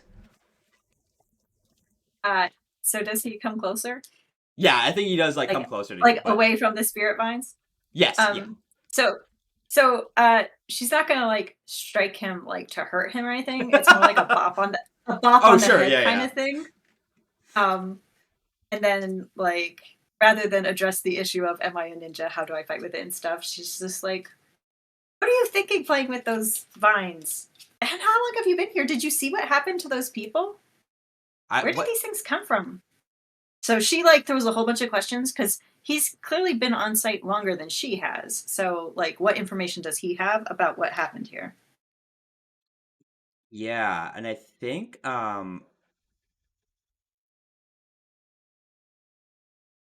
he's been on site longer, but I'm gonna do a spirit world knowledge check for him. I Oh, think okay. because That he sounds good. because that would be related to the vines, the spirit vines. Um, Mhm. and yeah, this will be his easy check. So let's put it easy. Um, and I think. Oh, so sorry. Also, we have your threat to spend. So we can use Oh, this to so symbols. we Yeah. gained entropy? Yes, we gained entropy. Thank you for good catch. So this is like the part where like it's not that mind blowing to do these things, but it's easy to forget them too in like the heat of the And moment. So was it every roll gain is momentum? we gain one entropy for the threat, and then every check we make gains momentum. So So I did two um rolls. yeah, so we've had two rolls so far, so we're at two momentum, and I'm about to make a roll too, so I'll just boost that up to three momentum. There we go. Okay, so at three momentum, and um, with that threat, so I'm gonna check one other thing. So we're at one entropy. So entropy doesn't really start making an impact until we get to two entropy. So we don't need to worry about the entropy track quite yet. Um, we can do a couple things off the system moves table. So you can either do an average perception check related to your strength, um, as you try to sort of skew the way that you see the world to fit your strength. So you're trying to like recalibrate this. You're trying to make things easier for yourself, basically. Mhm. If you fail, then you'll be then the difficulty of all perception checks for the remainder of the session are upgraded. Whole session. Yeah, for the rest of the session. Yeah. So, Okay. and it's related to your strength, so that is going to a PC fails at something related to their strength, so that would be a narrative trigger potentially, Okay. um, to move us to Act 1.5. That makes sense since I'm asking you about what you know and you're curious. Yeah. Um. Well, no, this would be you would make the roll, I think. Or no, I think this would be you would make because you generated the two threat from your Oh, coercion. oh, oh, sorry. I didn't Yeah. understand. So because I generated threats, that's why we're looking at this table to see what is the Yeah, effectiveness. yeah. Okay. So we can spend these threats on this, or if there's like something else that you think makes sense to spend the threat on. But I think that actually sort of does make sense. Yeah, I mean, I think that makes sense. But it's a like if you think there's something else to spend it on, then that's fine too. Let's see, open up the right sheet on here, but I keep not doing it. So, um, yeah, 'cause your What strength is is independence. what is the pacing roll? Sure. So we can also make a pacing roll. A pacing roll is just like stuff that move this things forward.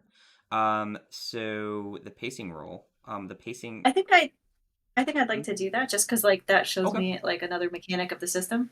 Totally, totally. So the pacing roll is table 10. It's on page 22, and it is um I so anything from like an enemy moves as expected. I think that like if something doesn't make sense, then like just shift it to the air vicinity around. But so like an enemy moves as expected, or a key truth was a lie. Um, it can trigger another roll. It could be a scene complication. Okay. So this we So it do was cancel. We use the canceled result. So this is like standard okay. Genesys. Okay. And it was roll a green and two purples, and my roll results are two failures and an advantage. So two failures and an advantage. Foreshadow trouble. Ooh, okay. Um,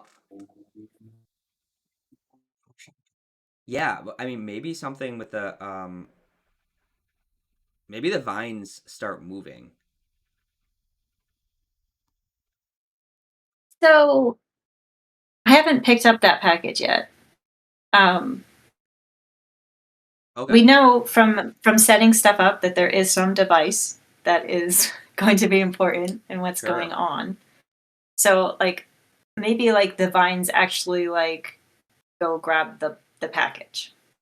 Sure, yeah, I like that. Okay. Okay, so let me just update structure tracking So thing. I turned my attention away from the package because I was like trying to get you to come down away from the vines and the corpses and to like tell me what you saw. And while I'm not paying attention to the package, vines are like sneaking over towards it and starting to grab it. Awesome. Yeah, so Ligaya tries to scare Wex into stepping away from the vines, but fails to do so, and just sort of triggers his curiosity, I think, with Mhm. her warband. Um, however, um, the vines, meanwhile, begin to wriggle towards the package the guy was meant to pick up. Mhm. Um, okay, cool. Yeah, so that's happened. Yeah, so they're wriggling towards the package, and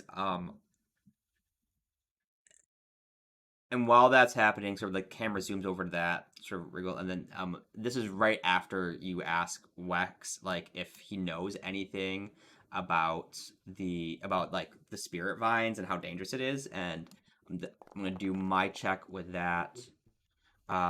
So that adds to momentum, right? The the pacing roll, does the pacing roll add to momentum or not? No, it just checks roll to for Okay. momentum. So like Like PC Oracle and checks. yeah. Um I will need to double check to make sure that I like include clarifying language, but yeah, it should just be checks. So I got a success and nothing else. So I think that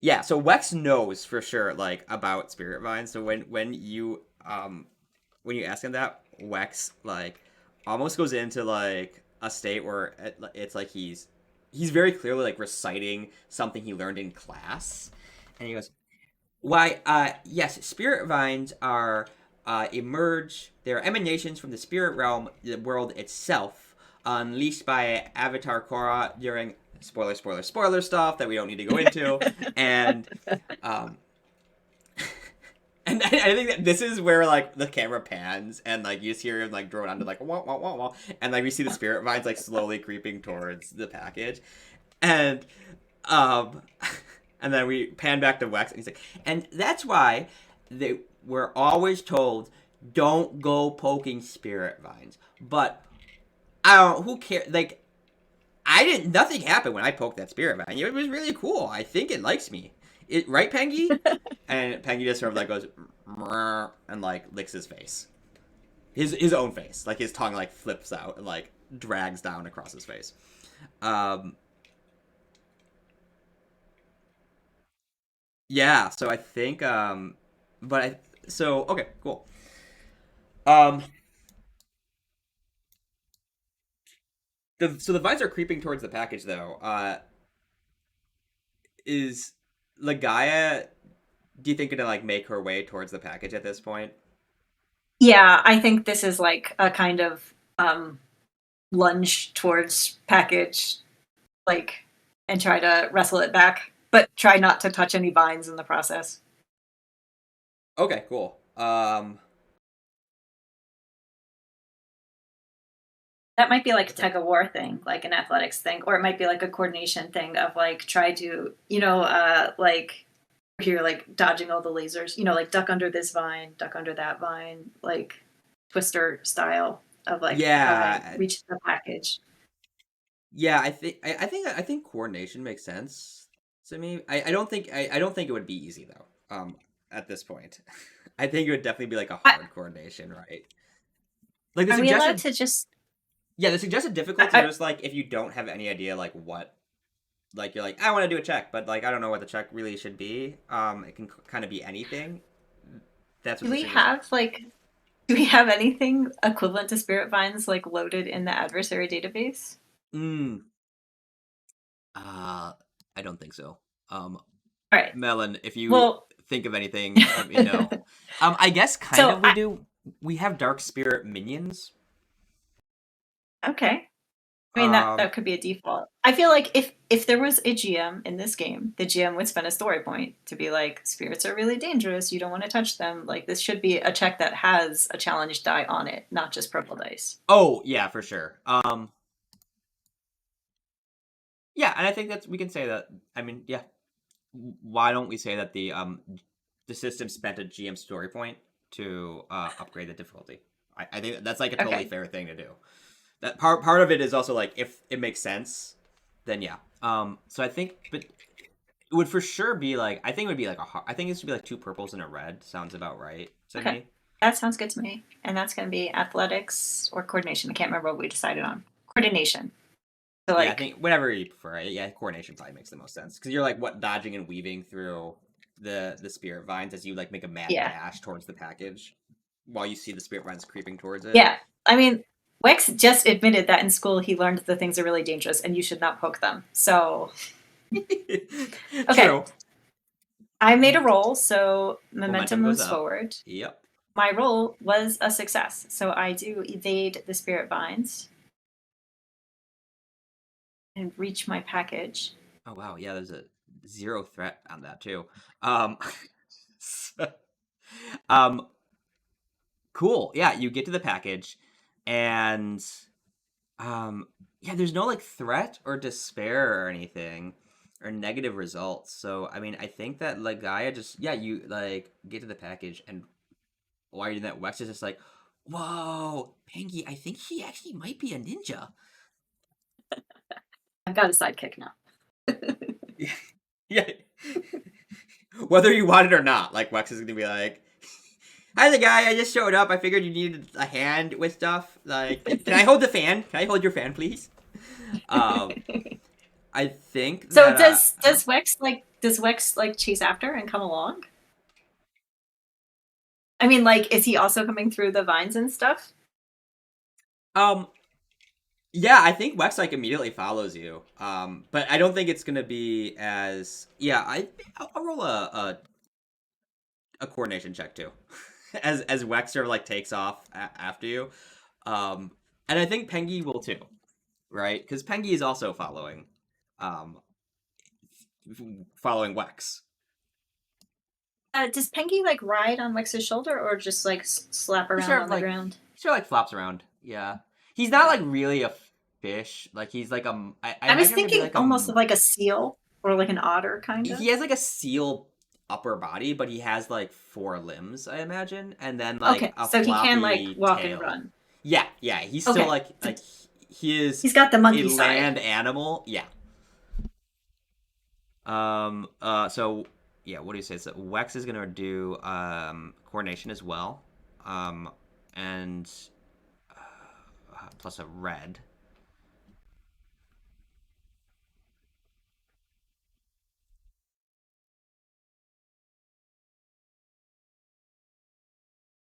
Um, oh, there's an enchanted vine stat block.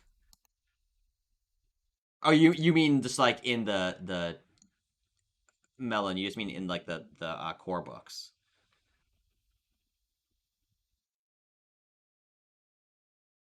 Um, while he's answering that, I'm going to roll. Oh, okay, in the core books, cool. There's a Um, bloodstalker vine. yeah, Bloodsucker Vine would also work really well too. That's the Secrets of the Crucible one, right? Yeah, that's a Secrets of the Crucible. Okay, so I'm gonna check one threat. Aha. Um, so we finally move that entropy. So the one thing that I have noticed is that entropy moves in very weird, unpredictable ways. I'm not sure if I like it or not, but like Well, it always in like feels like in it this doesn't. first scene, Mhm. in the first scene, if the default is easy on most things, like you're not going to be scoring very much threat. Yeah, well, and But that's why like if you look at like from while I when we played it and when I played solo even and I like look at the dice odds and everything on all the rolls, like it shouldn't generate as slowly as it does. So it's hard for me to like try and tweak the approach because it's like mathematically there should be more entropy being generated, but I almost never see entropy generated as fast as I expect it to be generated. Um, but so yeah, Wex doesn't make it though. He fails. It's a failed check. So Wex like squirms through and and I you have a will threat. uh-huh. Yeah, so I'm Oh, like looking at the system moves and I think that I will maybe do the I will do the first one. The PC generated the result makes an easy discipline check related to their strength. So what Wex's strength again is he's curiosity. curious. So I think that yeah, like basically it's like he's like he gets caught in the vines as he's trying to and I'm also going uh well that's a spend, so I don't need to take like strain or anything. Um, yeah, so he's gonna try and like just sort of see um like he sees you going towards the box and immediately is like, oh, if she's willing if they're sending ninjas after that box, there must be something really cool inside of it. And that is gonna be so the reasoning, we'll see, does he succeed? Okay, so he succeeds. And so he will not take an upgrade to his discipline checks for the rest of the session. Okay. Um, cool. And I also, but I do think that's another check though, so we're at 7 momentum. So remember, we can use the momentum at this point, but Pengi's gonna Right. follow, right? So I think that it makes sense for Pengi to also do the check, um, because he's like a little weird monkeyfish thing. So his coordination is pretty good though, but it is a tough check. So I'm not gonna count Pengi's role because Pengi's not really a PC. This is an NPC Okay. making the check. So I don't think for like the momentum tracker, I don't think it makes sense to Okay. include them or for the threat or entropy. So entropy and momentum are tied to PC skill Yeah, checks. these are all tied to PCs. So Um, no. So Wex is like caught in the vines. And is like, oh, I gotta get charged up. I gotta get that box. It's really cool. I know it. But Pengi meanwhile is like, I don't know what sound Pengi makes. It's like a something in between like a and like a fish sound. So it's like but like a or whatever, and it just sort of like bubbles through the spirit vines. Um, he success. Okay, so he makes it through. Threat. Um, I think he just takes a strain actually, which for him like Oof, um poor he's Pengi. a rival, so that's a wound effectively, um, as he like sort of squirms through, but it's like a tight squeeze. But he's like a slimy, weird little creature thing, so yeah, makes it through. The triumph though, I don't know what to do with the triumph. That's a tough one. Oh, Um, hmm. um, in what way is Wex caught in the mines? Ooh, yeah. I think that like maybe yeah, Wex tried to go through that's a good idea. So yeah, Wex tried to go through like just a passage that was just too tight for him and like he's just stuck. And I think like Pengi is like a slimy monkeyfish thing. So like as he like goops the vines as he squirms through them, um Wex manages to make it out. Yeah, and like I think. particularly like because Pengi like did take injury, like a vine might have like moved, to like go after Pengi, and like in the process that loosens Yeah. up whatever, you know, it's a whole big ball of yarn of Yeah, vines. yeah, maybe like as like we see like Pengi like wiggle goop right past Wex and the vine like sort of flexes and like swats towards him and between like the goop and the vine moving, Wex is able to just like pop out and you just see like Wex and Pengi sort of like roll out of the vines behind Ligaya into this like small clearing where there's the remains of the triads that were there, Mhm. and this package. Okay. At this point, I want to open the package, like because I need to know like what's the threat level. Like if I'm gonna be taking this package back to like wherever I'm supposed to deliver, are these vines gonna pursue me the whole way? Like I don't know what I'm dealing with here. So I think it's time to open the package. Sure. Yeah. Let me. So for that, we can do a few things. So if do you have an idea what's in the package, or do you want to roll and have the tables tell I us? don't like all I'm thinking is like it's something related to like the epic device of the campaign. Like whether it's a part of it or Mm-hmm. whatever, but like what the details of it are, like this is the sort of thing that if I was playing Mythic, I would go to a table and roll some Perfect. words to help me. Yeah, so why don't we go ahead and go to that table? I'm just gonna really quickly add so we have events here. I'm just filling out the Act Zero list Oh, real the quick. So chart. um Vines so yeah, so Vines killed a bunch of triads was an event. Yep. Areas would just be the warehouse and by Vines outside the wilds.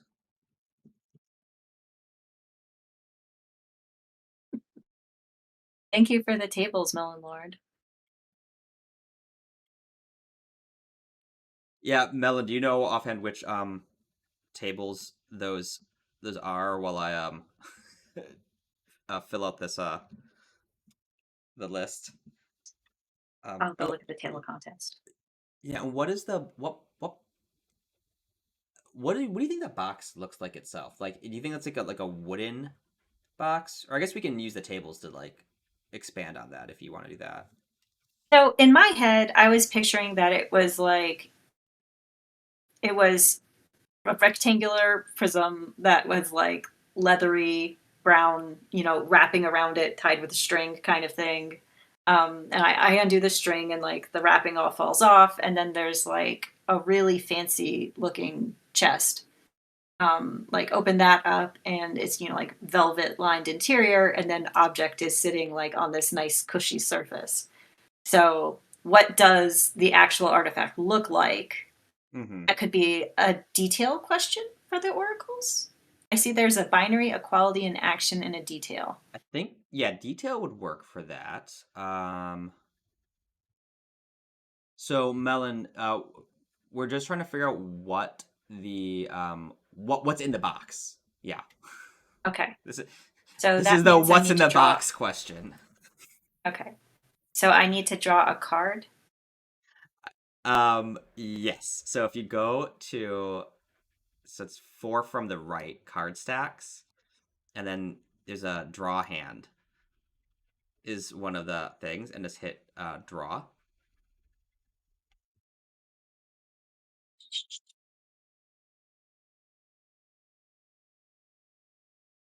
Ah, there's the cards.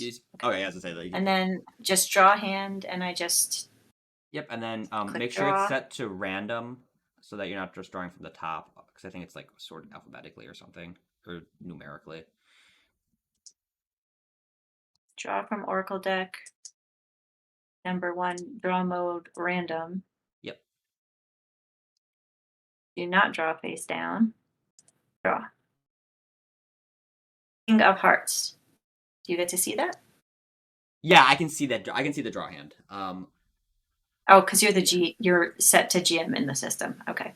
Well, I can just All right, King also of Hearts. I can look at the I can look at the hand, and if I can access the hand, like it'll show it to me. It's just it doesn't like show it on the table or the in the chat, unfortunately. Okay, King of Hearts is change, and then Hearts is social, personal / connection.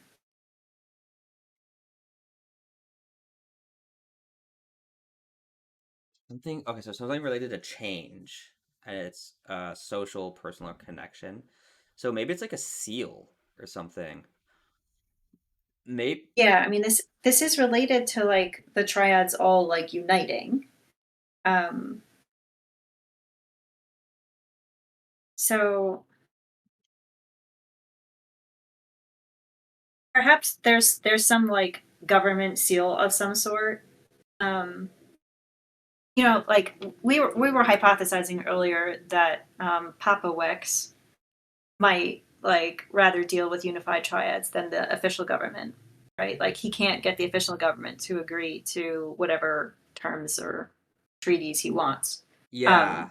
So this could be like an actual like government seal that's been stolen from the proper city government because like the triads are going to go ahead and forge some documents. Ooh, yeah, I like that. I was gonna say like maybe it's related to like calling the triads to assembly or something, but I think that's really great though. Like it's like um yeah, like an official like a stolen official seal of government maybe. Yeah. I mean, it may be that the documents are the thing that ultimately has to get destroyed in the end. We don't know. But right Yeah. now, we have a stolen seal of government. Um And these vines are going after it for some reason. so your mic just cut out there.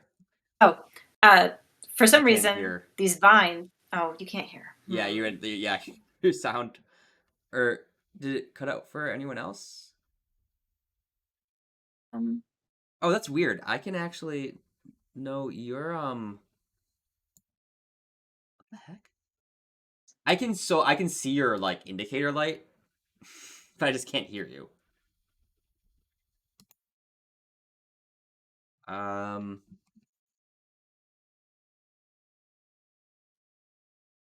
Here, let me try. Let me try plugging my headset in and see if that's it. Ellen, can you still hear me? Try now. I am talking. Can you hear me? I Weird. can try like I can try leaving Discord. Oh, MelonLord can hear me. Okay, you can MelonLord hear can us hear both both. of So this us. is like some weird super weird thing on my This end. is great. He can just type back and forth whatever he hears us say. Unless Jen also can't hear me, and then we're both. You can hear me.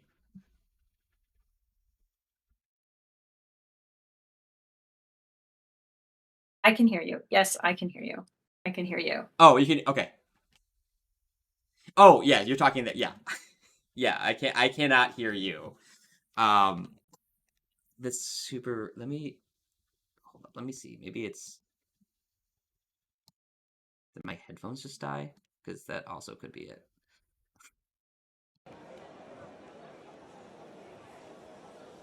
I can't hear anything.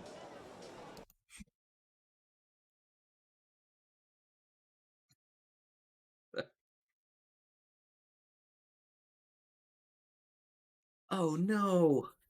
What is going on? The light.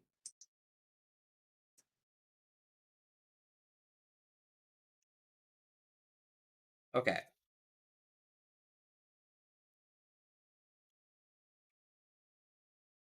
Here, try talking now. I'm talking now. There Can we you go. hear Okay. me? Yeah, I can hear you now. Okay. I just had to like reset my Okay. headphones. That was super weird. Um All right, what was I saying? Oh, okay. So we have a seal of government in this box, and for some reason, spirit vines are going after it. yeah, okay, yeah. Um so yeah, I'll say Vines killed a bunch of triads. The other event is that Vines are going after the uh box with the stolen steel. Um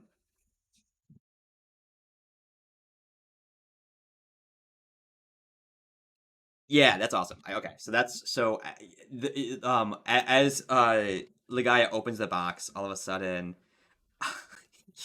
like like it shows like it's just like the shot of like showing the box, the back of the box, and like Ligaya looking in, and like, and then you see like Wex and Pengi sort of like pop up like behind Over each either shoulder. shoulder. Yeah, and going, yo, what's in the box? And I think that would Ligaya, is this something that Ligaya would be fine with the Triads stealing, or do you, or maybe Ligaya would see this as like a way out if to get it This is to. like this is pretty serious. Like Hmm. Ligaya doesn't really like being involved in the criminal underworld. And so looking for a way out is definitely a thing she's interested in. Normally she doesn't like have the opportunity to see inside a package. Like she never knows what it is that she's currying and stuff.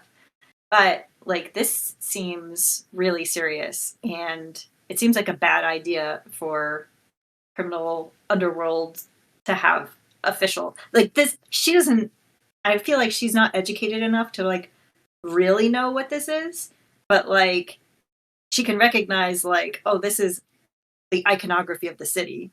Like this is a thing that they shouldn't have, but she doesn't know how what she should do about it. Um, so I think she doesn't know Wex's background. But I think what she would do um, is like looking at the object. She would kind of be like, "This looks serious. Like, what is this?" And like she says this out loud. And like Wex has been around important business. Like, is this the kind of thing like he would know what it is? Yeah, I don't. I think this is a good spot to spend to spend a player story point actually. Um, and I think Wex would recognize it as issue is okay. There we go. Okay, so Okay. yeah, the GM like making GM points and story points that don't match the actual like players in the game is a little wonky in Foundry still. Um, I see. yeah, so I think that so I'm gonna spend a story point and say that rather than do a check, that yes, I think Wex does recognize. He doesn't recognize it directly, but I think that like he's like um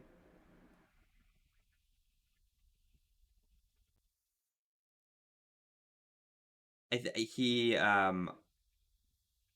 knows that he's seen his father. He recognizes the seal, not the like the imprint, right? Not the Okay. actual like device itself, and Hmm. because he's seen documents that his father uses, um, Hmm. have that same impression on them, and is like, oh, my dad uses that for business. My dad does business with that weird picture all the time. Are you a spy for the government? I don't know what I guess Republic City. Yeah, I guess the government. Yeah. Um, hmm.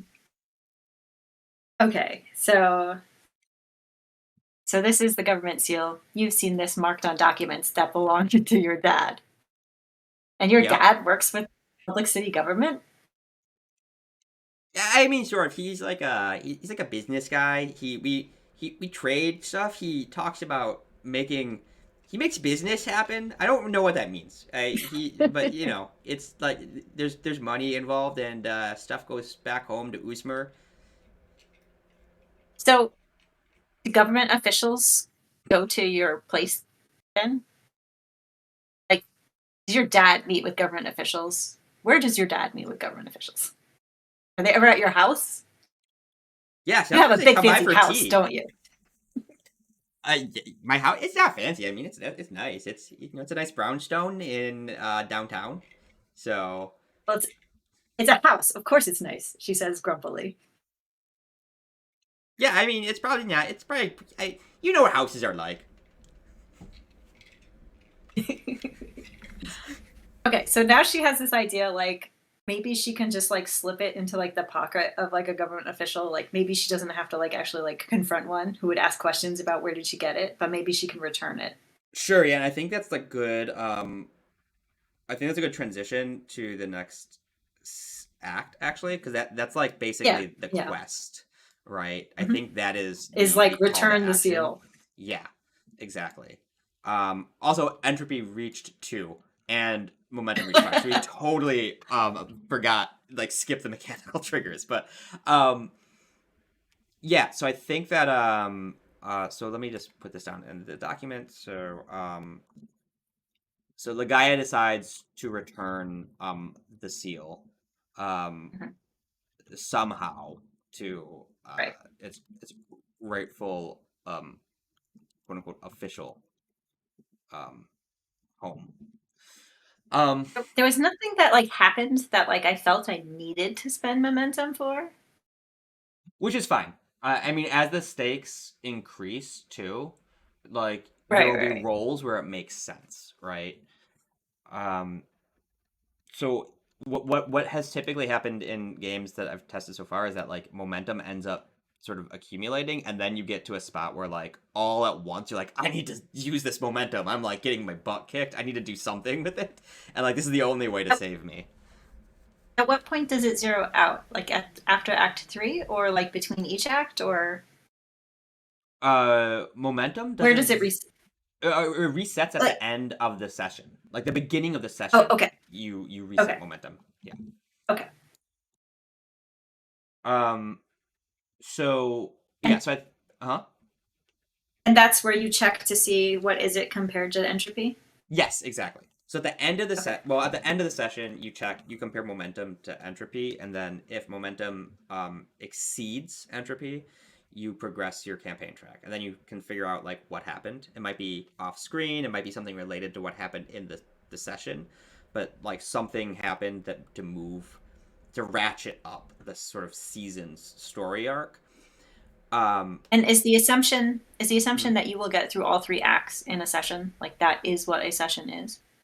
Yeah, yeah, exactly. Typically, so Okay. like if we don't finish tonight because it is already getting late, so um, and we had like a slow start, like that's fine. Like we could set it down and then just return later, and this like, and even in the UPG, like I said, like realistically speaking, sessions are sort of hard to predict that you're gonna get through Right. all acts, so we just like leave the state as it is.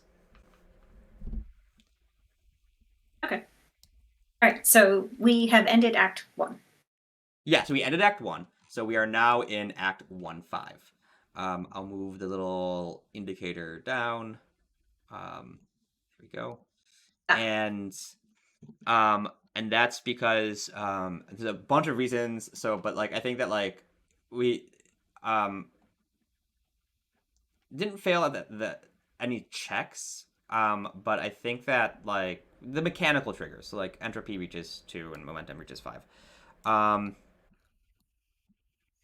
so yeah, we're now in Act 1.5. So suggested difficulty increases to average, and the Oracle modifier now changes to gain a difficulty die where appropriate. Because some of okay. the oracles are cards, right? So we Okay. now will. So that's going to make things harder. The oracle's going to be harder on us, and we have new system moves. And this Act 1-5 is associated with our character's flaws. Because this is like the foreshadowing act. Okay. Your Uh, mm-hmm. flaw was you're naive and privileged. Yeah. And my flaw was that You are intolerant of yes, of right. privileged, You live in naive a people. house. Yeah. Yeah. So, but I think that's perfect though, right? Because this actually leads to, yeah, I think maybe rather than like return it to the police, the authorities, maybe Ligaya's plan is to like go to Wex's house and try Yeah. and like sneak it Like into like Wex's dad's pocket or something, which I think would actually be hilarious yeah, because or that could. like or like, Wex said like sometimes his dad has tea with important individuals. So Right. like if not slip it into the dad's pocket, slip it into like whoever it is that the dad is meeting with on the assumption that oh this is a government official. But yeah, I think that makes sense. And she will totally not know how to behave properly in Wex's fancy house. Yeah, yeah, exactly. It's like yeah, that could okay, I like that. But I think what also makes sense to keep the pressure up is that I think at this point like the vines probably start doing stuff, right? Yeah, they were after the box for some reason. So, and they're not in the part of town they should be. So, if they show up at your house, that would make sense. um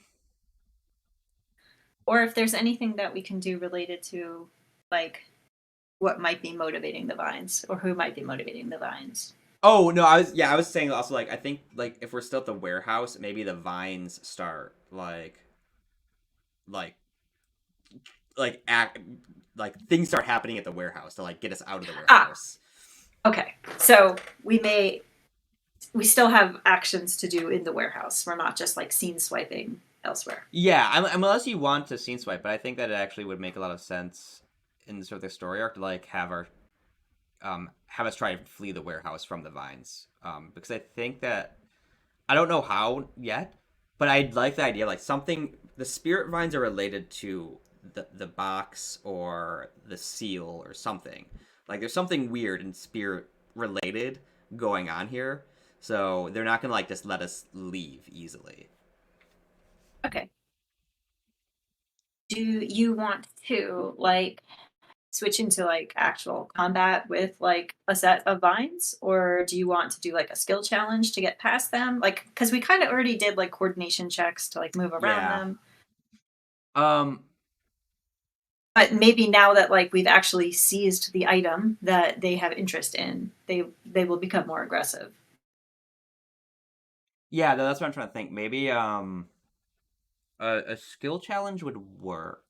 We could also do. I mean, we could just do a combat, like switch into like some sort of combat or structured encounter scene with. Yeah, maybe they're dark spirits actually. Personally, like I would love to see Wex pull out some airbending, so Yeah. Okay. like Yeah. So why don't we switch into I'm fine like? with going to be like combat scene. Okay. Cool. Yeah. So why don't Okay. So how about this? Okay. So in one of the system moves for spending story point is generate an area that is relevant to the PCs that is guarded, used, occupied, or otherwise attended by a rival adversary.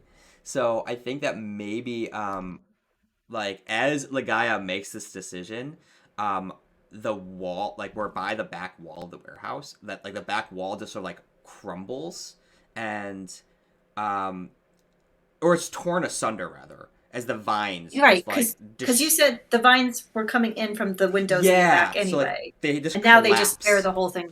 Yeah, so like we see like the back wall of the warehouse just like collapse under the vines, and this GM or the system will spend a story point to create a new area that opens up for us, and in that area we will see a So we'll go through the area roll table here in a second, but we'll see a it's a rival, right? So it'll be a dark spirit rival.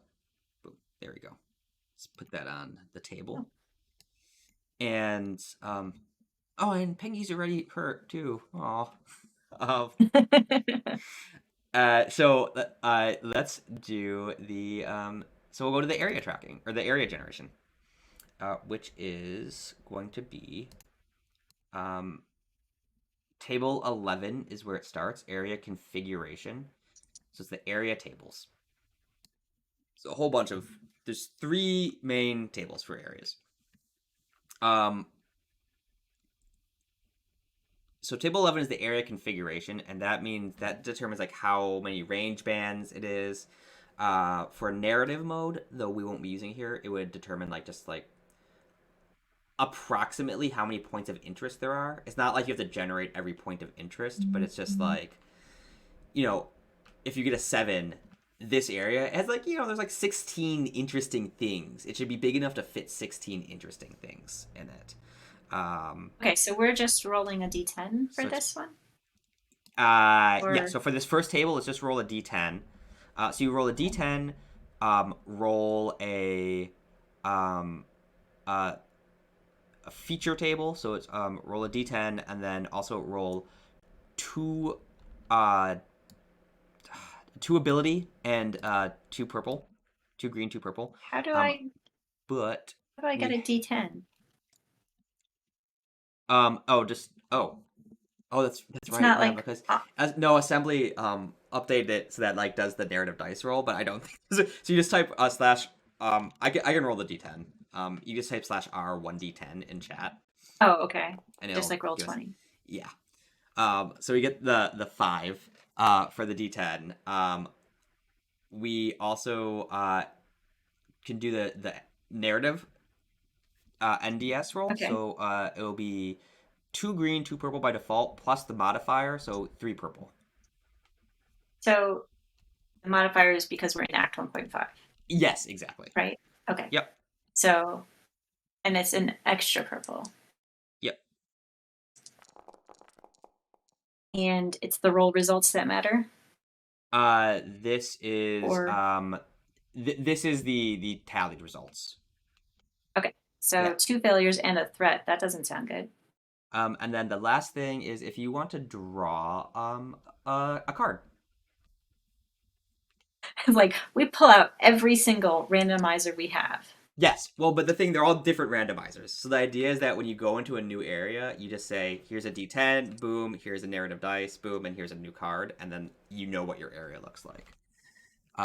Okay. Which is, what did you get for the card? 5 of diamonds. 5 of diamonds. Perfect. Okay. So, for 5, it's medium size. So,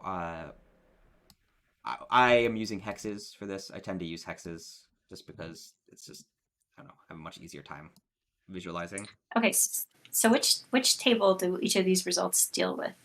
Oh, okay. So I'm just setting up that So first you thing. you rolled a d10 with a 5. So on the Yep. area configuration table under Exactly. structured, it Yep. said this is medium. Yeah. So this Okay. is so it's a medium sized area. So there's two two hexes.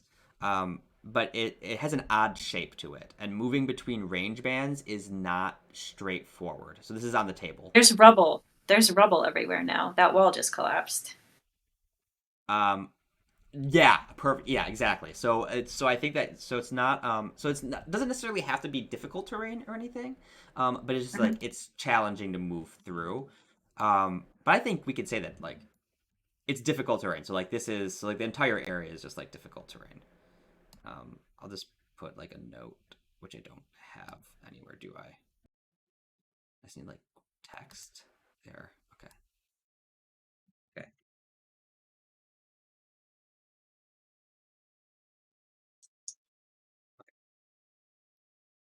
Ah, cool. Just putting that on the game board so it's easy, so you don't forget it.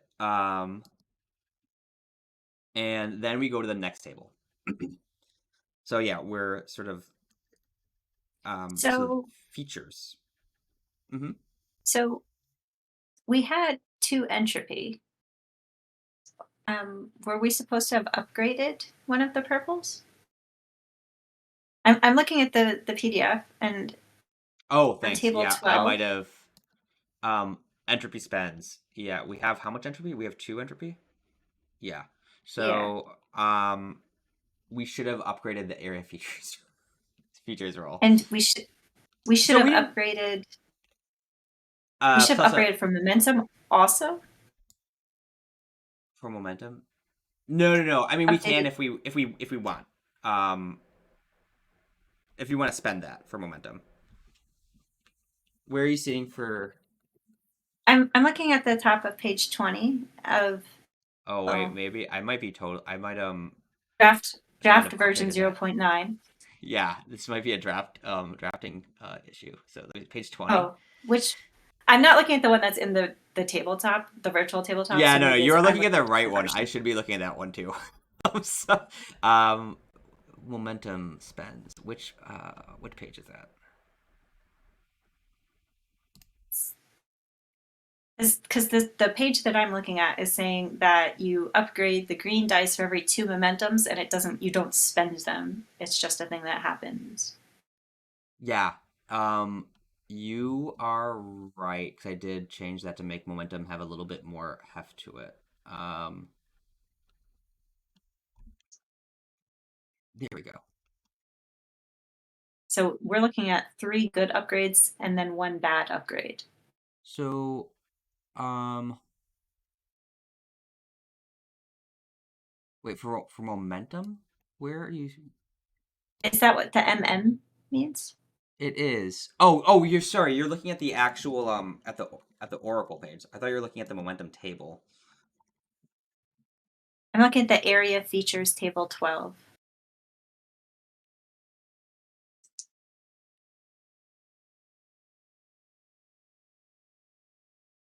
Yes, you're right. Yeah, that is. I forgot that there's additional rules for that. so Okay, so we were starting with two greens and three purples as the base, but yeah, then so we upgrade three times for momentum, and we upgrade one time for entropy. um Um, yeah, for every 2 entropy and okay, perfect. Okay, so this means that, oh, this actually works out really well. So there's two. Means there's 2 area features. Yeah, so we get exploding dice with a triumph. Um, yeah, I suppose we could have spent. Oh no, we don't have any GM story points, right? So that's fine.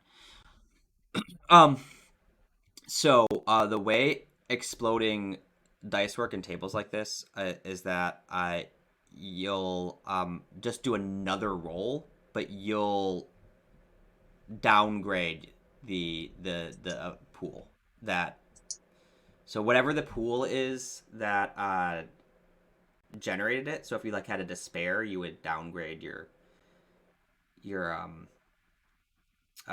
difficulty pool, and if you for a triumph, we'll downgrade the positive pool, so that we don't keep generating more of the same exploding die. Does that make sense? Yeah, you seem it's a weird rule, but like I need to re-roll so what I you just still roll rolled, this. We but we count we use both of the results. okay. So you So roll I us. Mm-hmm. I make the same pool as before, and then Mhm. I adjust it based on the fact that there was a triumph. Yeah, exactly. So just like remove I yeah, so I just downgrade the you bad dice. downgrade it. You downgrade the positive dice. It sounds weird, Downgrade. but it's to Okay. stop it from generating additional. Like we don't want to be in an infinite triumph loop. Okay. Okay. So I previously So it'd be previously I rolled 2 yellows and a green, a red and 2 purples. I'm going to downgrade one of those yellows to a green. yes, exactly. Okay. So now we get a second set of Yep. So we these have two results. features. Exactly. Um, Okay. and I'm really glad that we. Yeah, I think I like it this way. I've gone back and forth on whether I want us to like get rid of all of the upgrades, so you just don't like have multiple features. But I think it's probably fine. But so the first result is 2+ successes and a threat. Um, the triumph success from the triumph is already tallied into there. I think, right? Oh no, it didn't. Yeah, it did. It did. Okay, because yeah, it's 4 successes that it's calculating. So So, mhm. the table features page says that a triumph on this roll actually counts as a success and an advantage.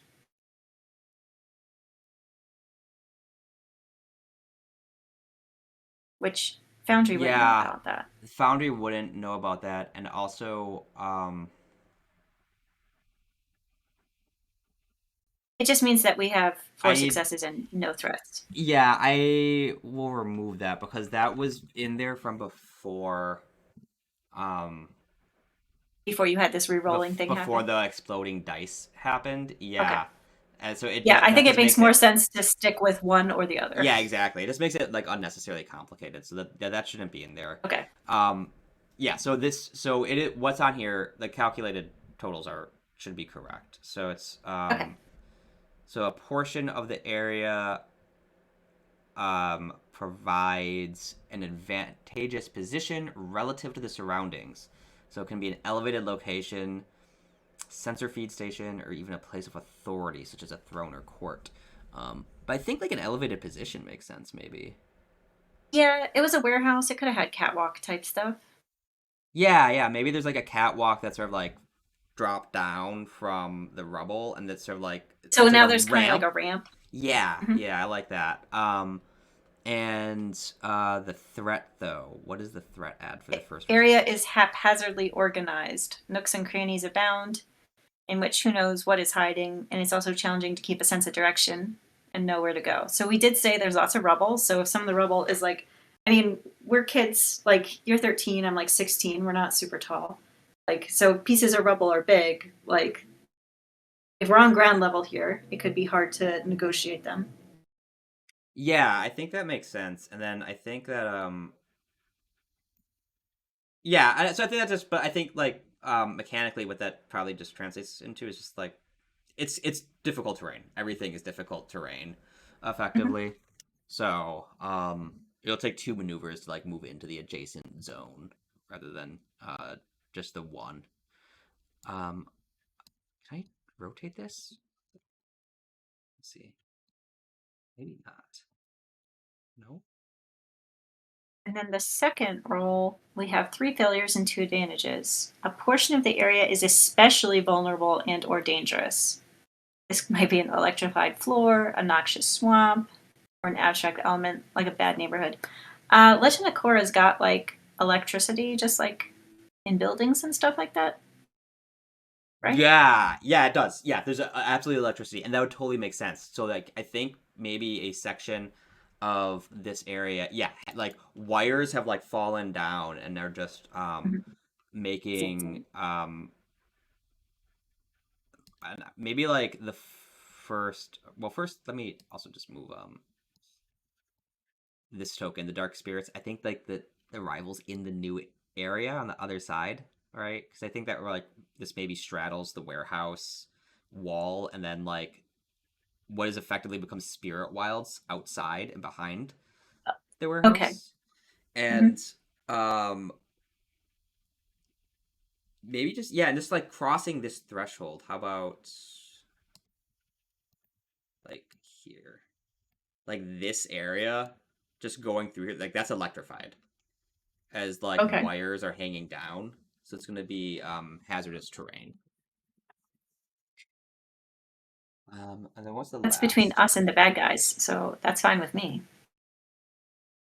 Yeah, that's true, but also I don't think spirits are affected by That's true. I electrocution. guess Yeah, if it is dragging us back across that line, we could be in trouble. yeah, All right, there's yeah. still two advantages. Yep. Some features of the area provides rapid movement throughout it. Perhaps this is a transfer or a bouncy mushroom or something else. We already said that we think there's like a ramp. Yeah, So I was just thinking that too, like something connected to the ramp, maybe, or maybe there's like swinging like there's vines hanging down, but they're like not aggressive. So like, could Tarzan across the vines? So if we can get up on top of the ramp, could like leap over, get over the electrified area, because that's a big issue, right? Right now that we can't get over the electrified area. so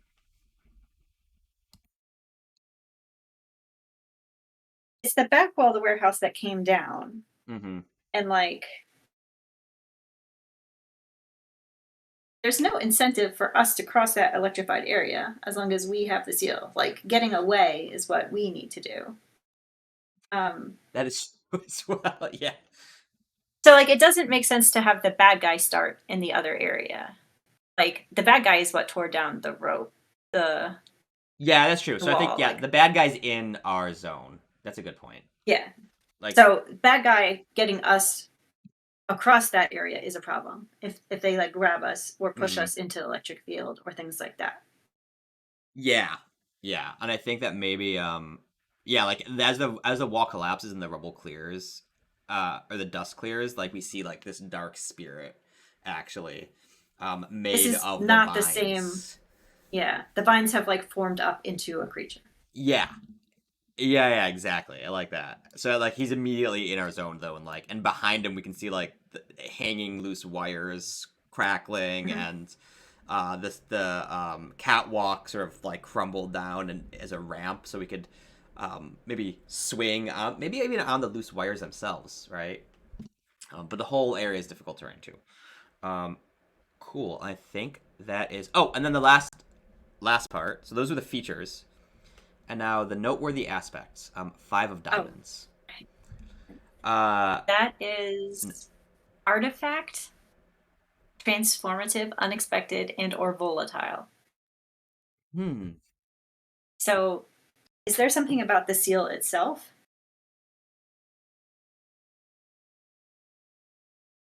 So, the vines have formed up into like a being, and at this point, like I have the box with the seal, but if something happens with like spiritiness, like Mm-hmm. if the seal like glows brightly or whatever, like enough to like shock me to like I drop it, like then I have the issue of I need to get the seal back again and the vines are coming. As opposed to I'm holding it and I'm just protecting it. Like it could be imbued with some sort of spiritual Yeah. energy itself. Yeah. Like maybe. Yeah. Maybe something. Maybe there's like something that I think. Yeah. Maybe something in the how about this? Because we also like there's not a good reason for us to like go into this scary area that is, or this area that's like divided by all this scary stuff. Mhm. Something in the seal though is like pulling the seal towards that area too. So it's not just that like it'd be bad to drop it, Okay. but like you're actively like having to fight against it, like wanting to be there. I think the problem is that we opened the box. I think the box was insulated in some way Yeah. and was like containing whatever the seal is giving off or things like that. Because the vines were like kind of poking around in the room and it was taking them a while to find the box. So I think I think opening the box is what triggered this. So, yeah, okay. for sure. I like that. Cool. So, okay, we have everything set up for this. And I will set up, and then let's enter us all into combat. Do you want to make like a little icon or something for the box? Like if the box is going to be being dragged? Yeah, that's a good idea. Let me see. Do I have a tile that I can even just use like a little picture? That'd be really nice.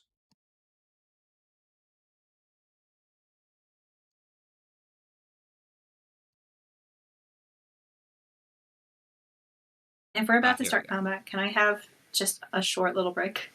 Oh, sure. Yeah, and yeah. So I think also maybe what we might do, because we're not gonna get through like all of the Okay. act. If you want to just like set it up too, and if you want to save the combat for another time, that's fine with me Yeah, also. I was like, it's much later for you than it is for me. And if we do this again when MelonLord's available, like yeah, I was gonna say having him like this could be bust through. exactly. This would be like a really dope moment for like we have this fight and then all of a sudden, Rumi like jumps in and like helps save the day because he's like a like ex-cop metal bender. It would totally make sense. Okay. Yeah. So okay. So like here's the. So I'll set this up so that that's there. So you have like this little. It's it's a Death Star, Seal. but whatever. It's a Death Star. It's now a seal. And yeah, we are. And the combat scene is set, but we don't have to roll initiative yet. So yeah, we'll leave it like this. So we're not rolling initiative. Okay. So that we know that when we come back, we're like, okay, we have to do that. Let me just make sure that I have everything tracked right. So,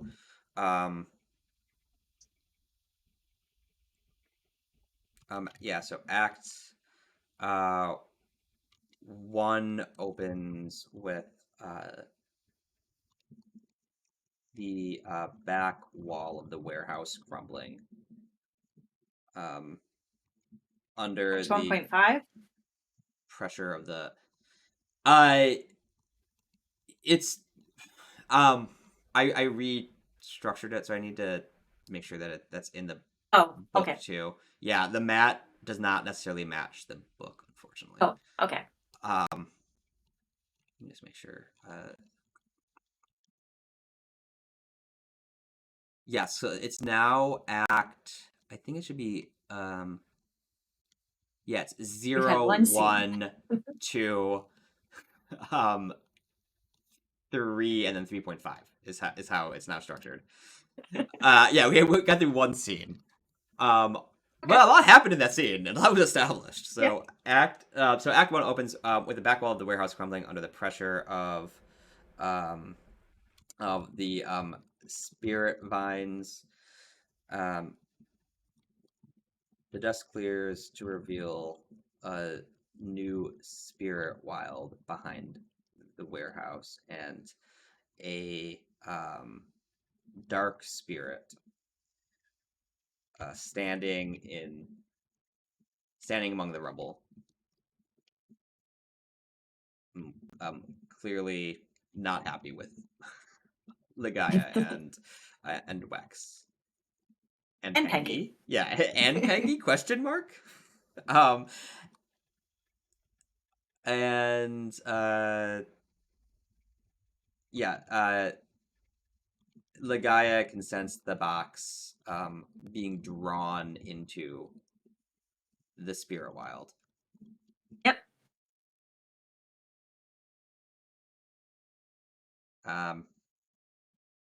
Then let's put like a little note.